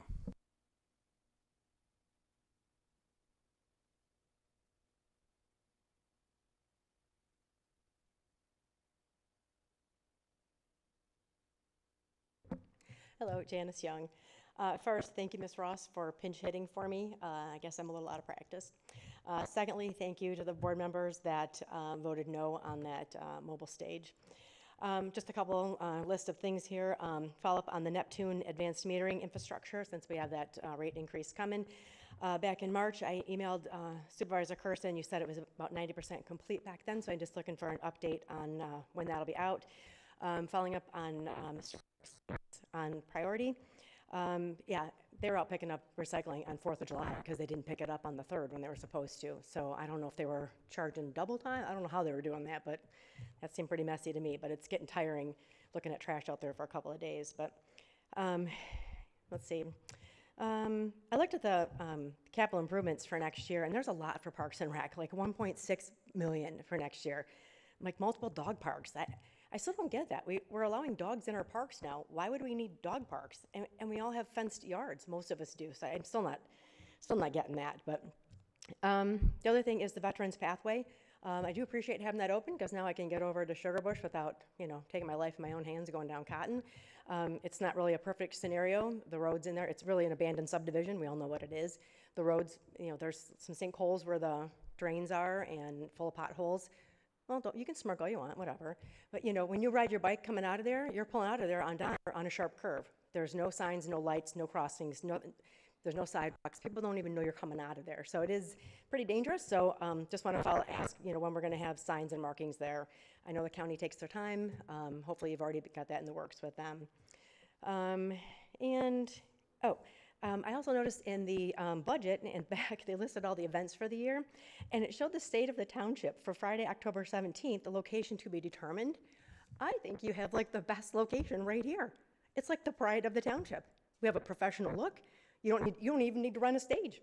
You have one right here. You could have the whole thing right here in the community center. I think it'd be perfect. Oh, and as far as the Eagles Nest go, there's supposed to be one in that Veterans Center. My husband and I were riding our bikes through there, and we ran into a family, and they asked us, they said, "Did you go check out the Eagle's Nest?" I go, no, we're not supposed to. They did. Maybe you need to look into that a little bit.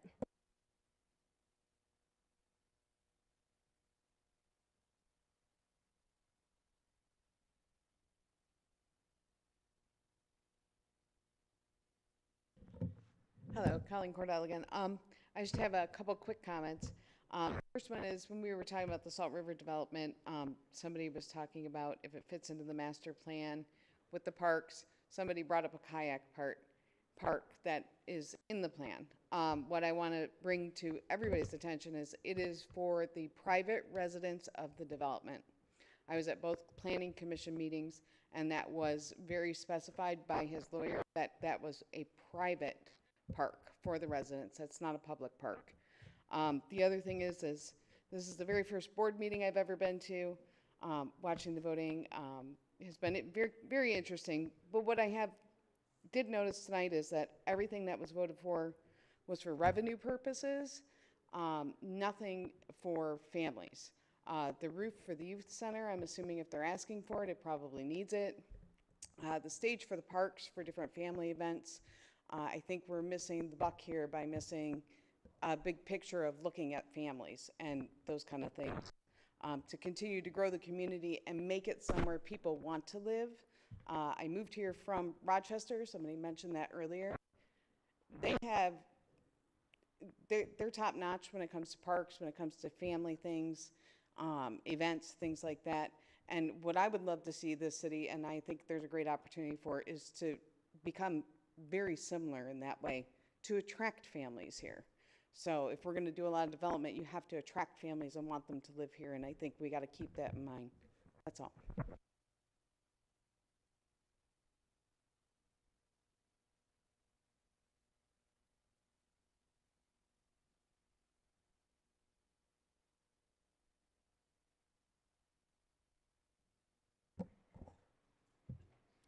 John Speaka, Chesterfield Township. I would not consider this building the jewel of the township. So I said it when this was up for discussion.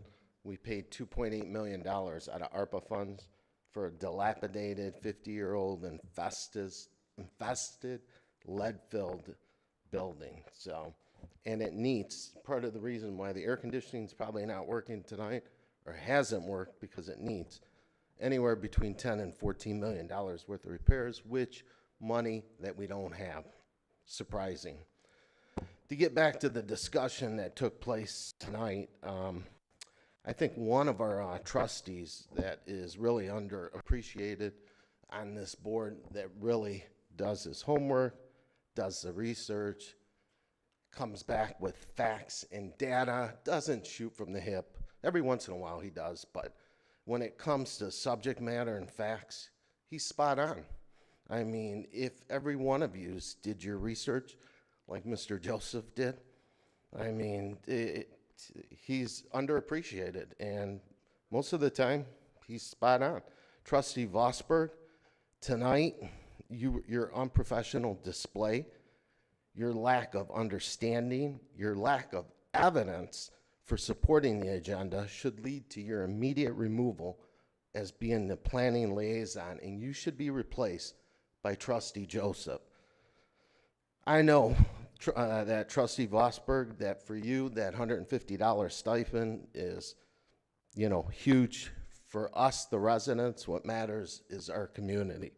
So, and the issue, I don't blame you, Trustee Vosberg. I actually put the blame on Supervisor Kersten, because he was the one that supported putting you on the planning commission. But in my opinion, Trustee Joseph should be the liaison for the planning commission. Again, going back to the comments the attorney said, I mean, this was pretty simple.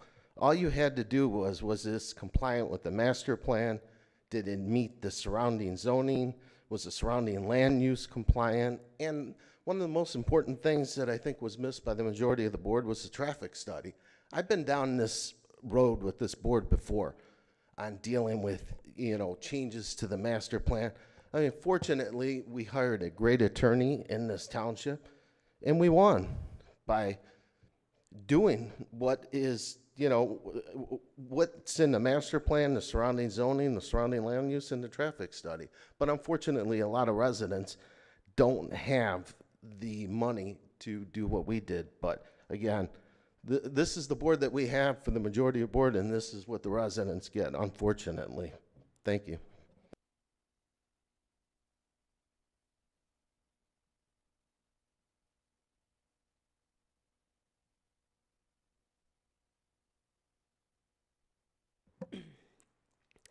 I just wanted to come up here and say thank you to Josh and Stephanie from Parks and Rec for reaching out personally to have an on-site meeting to hear my input on lived experience and the ideas on how to make Brandenburg more desirable for families of all abilities.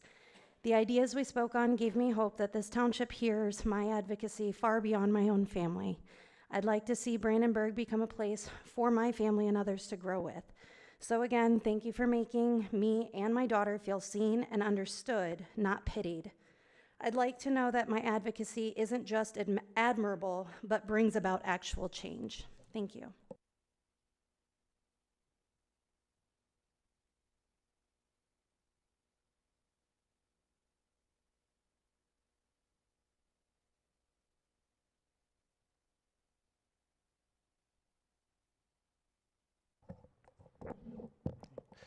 Good evening. I hope everybody had a good 4th of July holiday. There's one thing I wanted to take note of. Sadly, today I went to a wake for a young man who died tragically in the township on the 4th of July. And he was only 15. And I'd like to indicate that, rest in peace to Everett Brown, who was a student at Middle School South, and I had taught him briefly when I was a sub, but more importantly, emphasized a notion of wanting to join the military when he was old enough. And a good outpouring today showcased that, a lot of people found that very loving and very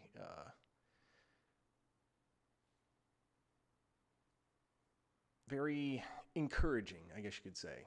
That someone so young was so willing to pursue that type of life, and sadly, tragically cut short. But I saw, a lot of good humanity today. And I also know that that kind of mentality will live on so long as people remember it. But also note that someone that young was willing to commit themselves to public servitude. Really showcased something special about a lot of our young people today. He's not alone, there are others. But that someone like that was willing to commit themselves at that young of an age, that's what they wanted to do. And he was really talented too. I don't really know how much more to say on that regard. All I know is it's very tragic to see someone that young be lost, especially in our own community. But it was a lot of outpouring, especially amongst the military when they found out about it, and we were willing to commit to helping someone, even if they weren't part of us. They had the spirit. Other than that, I would like to wish a congratulations to James Schafer and Nate McKee on their promotion to lieutenant and sergeant. They are excellent firefighters, among the best people I have ever had the pleasure to work with, and I know they are going to do excellent in their roles, and I hope to see that this township fully commits to giving them the necessary supplies and personnel to make their jobs even better. So thank you very much, and I hope next meeting is the last meeting we have here. All right, take care, and good night.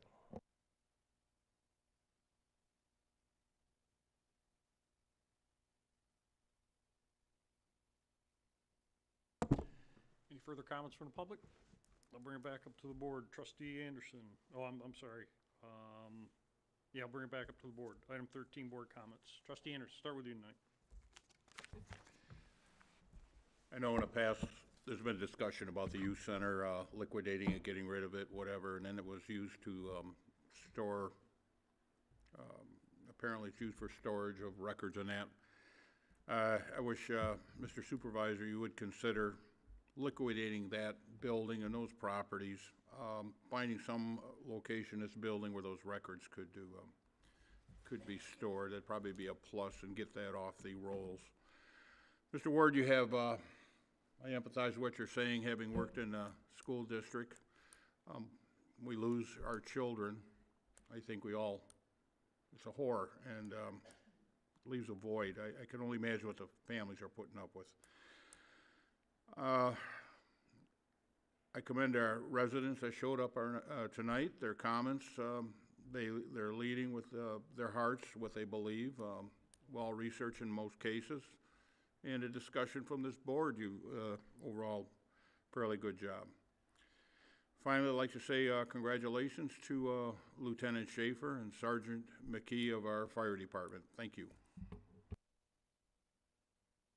Trustee Joseph. Thank you, Mr. Supervisor.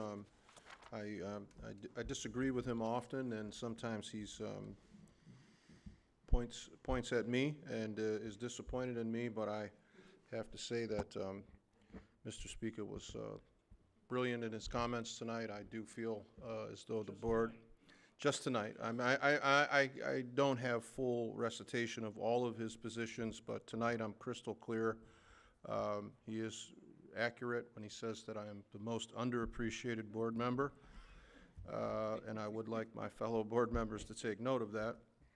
On a more serious note, Ms. Ross made a comment thanking our township employees, and I think the reason that you got engaged is because you're here. You're here all the time, and they recognize you as somebody who balances a very difficult, work, home, life, and to take time to come here and contribute the way that you do. It's a testament to you, but also our employees. you don't have to necessarily agree with everything that they do. And I've watched Mr. O'Connor try to explain positions in the department that he supervises. We have some of the greatest employees. They oftentimes don't agree with me, or I with them. But I've always been shown courtesy and respect, and if I call their department and ask for information, I get it. And I've always been treated that way, and I think they treat our residents that way, from the police to the fire to F&O to public service. Across the board, our finance director will open her office. So we have great township employees, and I'm really proud to hear you recognize them. And I think when Josh was making a presentation about accessibility from one playscape to another, he didn't reference you by name, but I can't help but think that you were influential in that, and that's a testament to our township employees and our residents that come forward and contribute the way that you do. The debate on the Salt River development, again, tonight was just one step. The proposed development is presented as a concept, and it will need to meet the requirements for engineering, and there will be more discussion about, the water situation, traffic, all of those things. So that is a very difficult piece to develop. I do have great respect for Mr. Jarvis. He has contributed to a lot of great projects in our community and been very charitable in his donations to township events. And if I could just close with another great township resident who also participates in a number of charitable sort of opportunities and is always first in line to give, and that is Mr. Keith Pionk.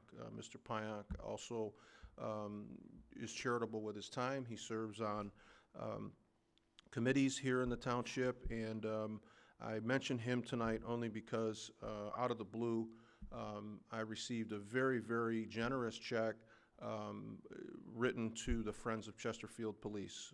Mr. Pionk has been a great supporter of the Friends of Chesterfield Police, and without giving the exact amount, it was a very, very sizable donation, just kind of out of the blue. So I don't know if Mr. Pionk, who follows the Friends, is aware of different things that they're taking up, but he's just that kind of guy. And I'm looking forward to meeting with Mrs. McNair, the Friends treasurer, and delivering this check to her courtesy of Mr. Pionk. But thank you, Mr. Pionk, for your years of really excellent service to the township and your generosity. Thank you. Trustee Ornberg. Earlier, one of our community members brought up priority, and I've been thinking about that for a while now. So I was wondering if we can somehow put it on the agenda or have priority show up to give us some update. In my 27 years living in the township, I've never experienced the trail of slime that the garbage trucks leave behind every week. And it smells, and it's disgusting, and it needs to be fixed. So if they could come and tell us why it's happening repeatedly and give us an update and tell us how they plan to fix it, I would greatly appreciate it. When I went out to my mailbox to get my mail this week, I was gagging. It was gross, and it needs to be addressed. So I don't know if we can put that on the agenda or somehow it can be addressed, but someone from priority needs to show up and explain. Thank you.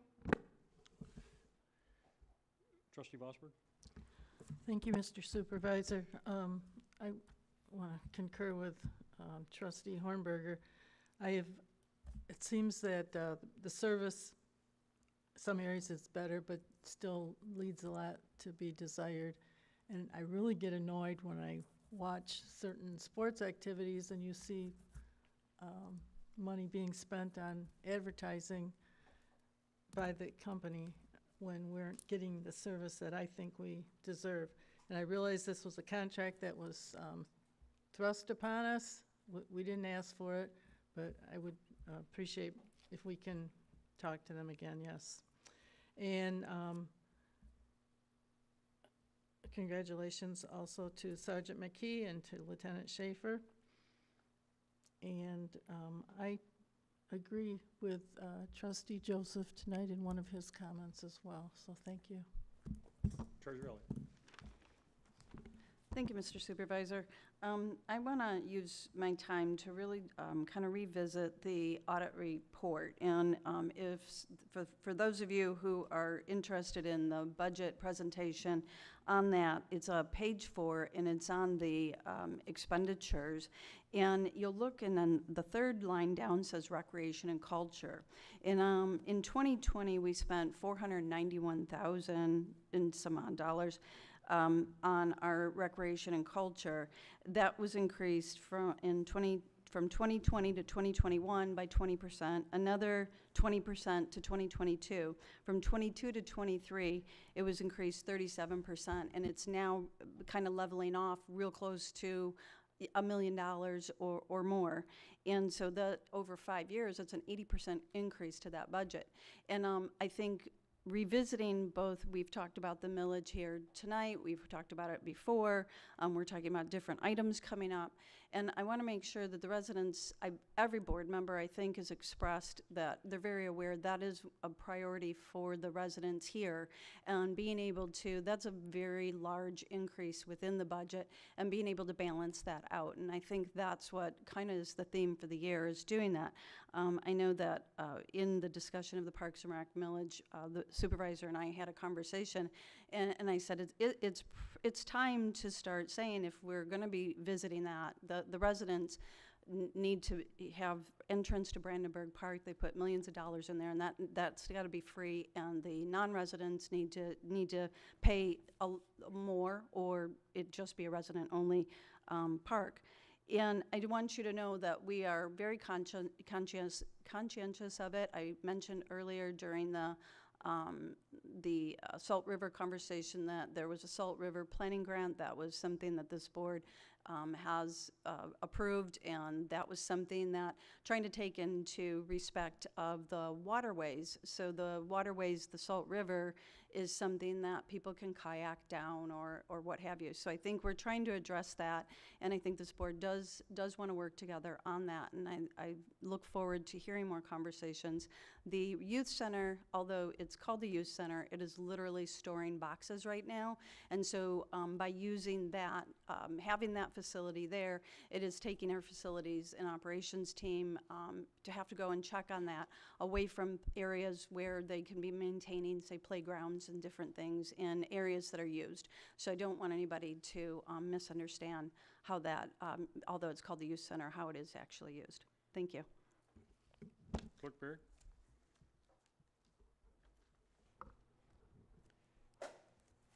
Thank you, Mr. Supervisor. You know, we talk a lot, and we talked a lot tonight about flooding, and flooding is kind of a reality here in Chesterfield for so many of us. And our flooding goes from anywhere from something that's simply inconvenient, mildly inconvenient, to potentially very damaging to our homes and our properties, and overloading our already taxed infrastructure and all of that. But I just like to ask the board to indulge me for one moment. Something I should have probably done at the beginning of the meeting, but our fellow Americans down in Texas are losing a lot more than property. They're having a lot more than inconvenience. They're losing their children.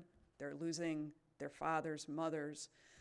Their death toll will probably be close to 200. So when we think about the minor inconveniences that we have here in Chesterfield, relatively speaking, with our flooding, yeah, it's inconvenient, but we're not losing everything that they've lost. And so I'd like to take a minute of my 3 minutes just to observe a moment of silence for our fellow Americans in Texas.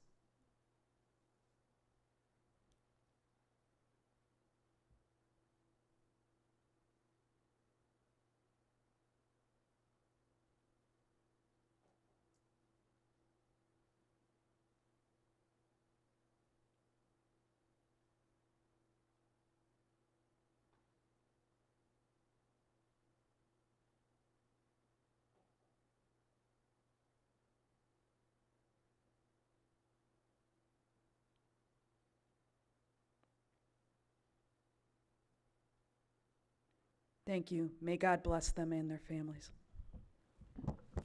Thank you. I might go over a little bit. Top of the list, priority waste. I would love to engage each one of you with a one-on-one conversation to discuss the issues with priority waste. We are well documented, we are known. It is not just our community. Last week we had a joint supervisors meeting with surrounding service communities, and it did not go well. Priority waste is not really responding to us, and in fact, I will let you know next Tuesday. We're working on scheduling a meeting with the owner. At first, didn't want to meet, period, until 5 communities kind of gathered up, and we'll try and force that issue. We've been in contact with our attorney on a regular basis to discuss options, but I want to be very transparent to everybody. There aren't waste management companies out there. You have one. Now, what we've done, and Karen sent the invite out today, is the QBS process is underway. We've moved priority waste contract, waste hauling contract up to the top, and we will begin that discussion. I have reached out to other local vendors that believe they can service this township, but in discussions with legal counsel, the escape of our current contract may be problematic and it may enhance the problem. So we have an employee that's literally dedicated answering phones and trying to get through to their call center. And it is a daily event, and we don't like it either. So it's trying to be managed. We're working on it. And again, we've got legal counsel involved. We've got other communities involved. We've gone so far as even resurrecting a discussion of starting our own sanitation in a regional setting. Again, problematic, but it's that bad when there aren't vendors out there. Residential waste, whether it be staffing, whether it be trucks, no one wants to do residential waste because it's labor intensive, there are driver issues, and there are sustainable equipment issues. And that's across the industry, no matter who you talk to. We're on it. We deal with it every day. We'll continue to, and I'd love to have a discussion with each one of you if you want to stop in or even call. But it is a problem that's on our radar. There's a tentative meeting next week, and I'll let you know what that outcome is. GLWA, obviously, that is an issue.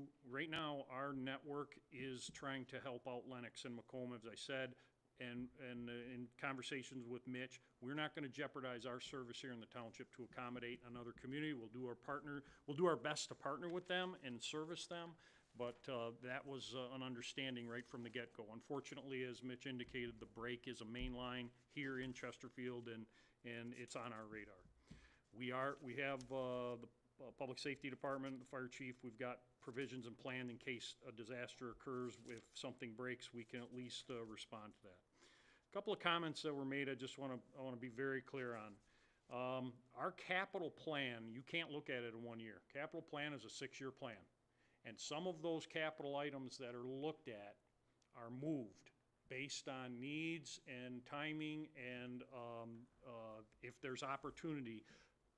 Case in point was the purchase of an aerial fire truck that we got at a reduced cost. That was actually a replacement schedule 2 years out. We moved it forward. Several of these projects occur on a daily, weekly basis, and we look at them. We pull them ahead, we move them back. To the rezoning request, and again, just for clarity, the township has nearly amassed 900 acres of property that is underdeveloped and underused, and for parks development, we've been compared to other communities around us. And yes, they have a millage. We don't have a millage. Everything that we do comes out of general fund. Has been historically, and until a plan is put forth, we'll continue to do that. We recently acquired 80 acres, as was reflected in the auditor's report. DNR Trust Fund gave us money to secure additional property. We're always looking for those opportunities, and we'll continue to do so. So a couple of the comments that we try to, we're overdeveloping, no, that's quite the contrary. And even the past supervisor's approach to Salt River, that was discussed. That didn't go anywhere because they rejected the cost, the appraisal. He had a different price point than what was appraised. So you can't force a private property owner into selling you property. it doesn't work. Everybody's complaints and issues about the Salt River, they are, as stated, they're legitimate, but it's a private property owner's land, and he gets to do with what he wants with his property. He has an avenue to come in and go through the process and see if it works, and that was tonight. He's asking for a rezoning. The rezoning, as stated, was approved in 2016, and nothing happened. We don't even know if it's gonna happen now. When he gets in front of engineering, I can only imagine what all the residents' concerns and requests are going to be, they're gonna be problematic for him. So we'll continue that process, and he's got a lot of hoops to jump through.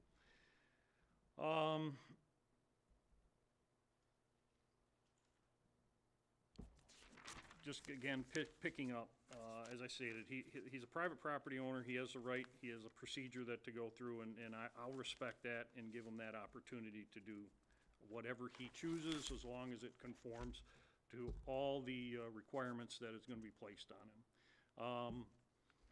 The Veterans Pathway is open. We've only had it, it's been in our inventory for less than 3 months. There's a lot of work that needs to be done there, and again, it's an expense. We have to plan for it. No, there is no plans to fix roadways or patch roadways. It is a walkway, it's a nature preserve, and that's how that's what it was intended to be. We'll make some minor accommodations, benches, parking lots, and such, but it is what it is. The reference to the eagle migrated away long before we signed the lease, and the state looked into it, and until it comes back, just the nest is there.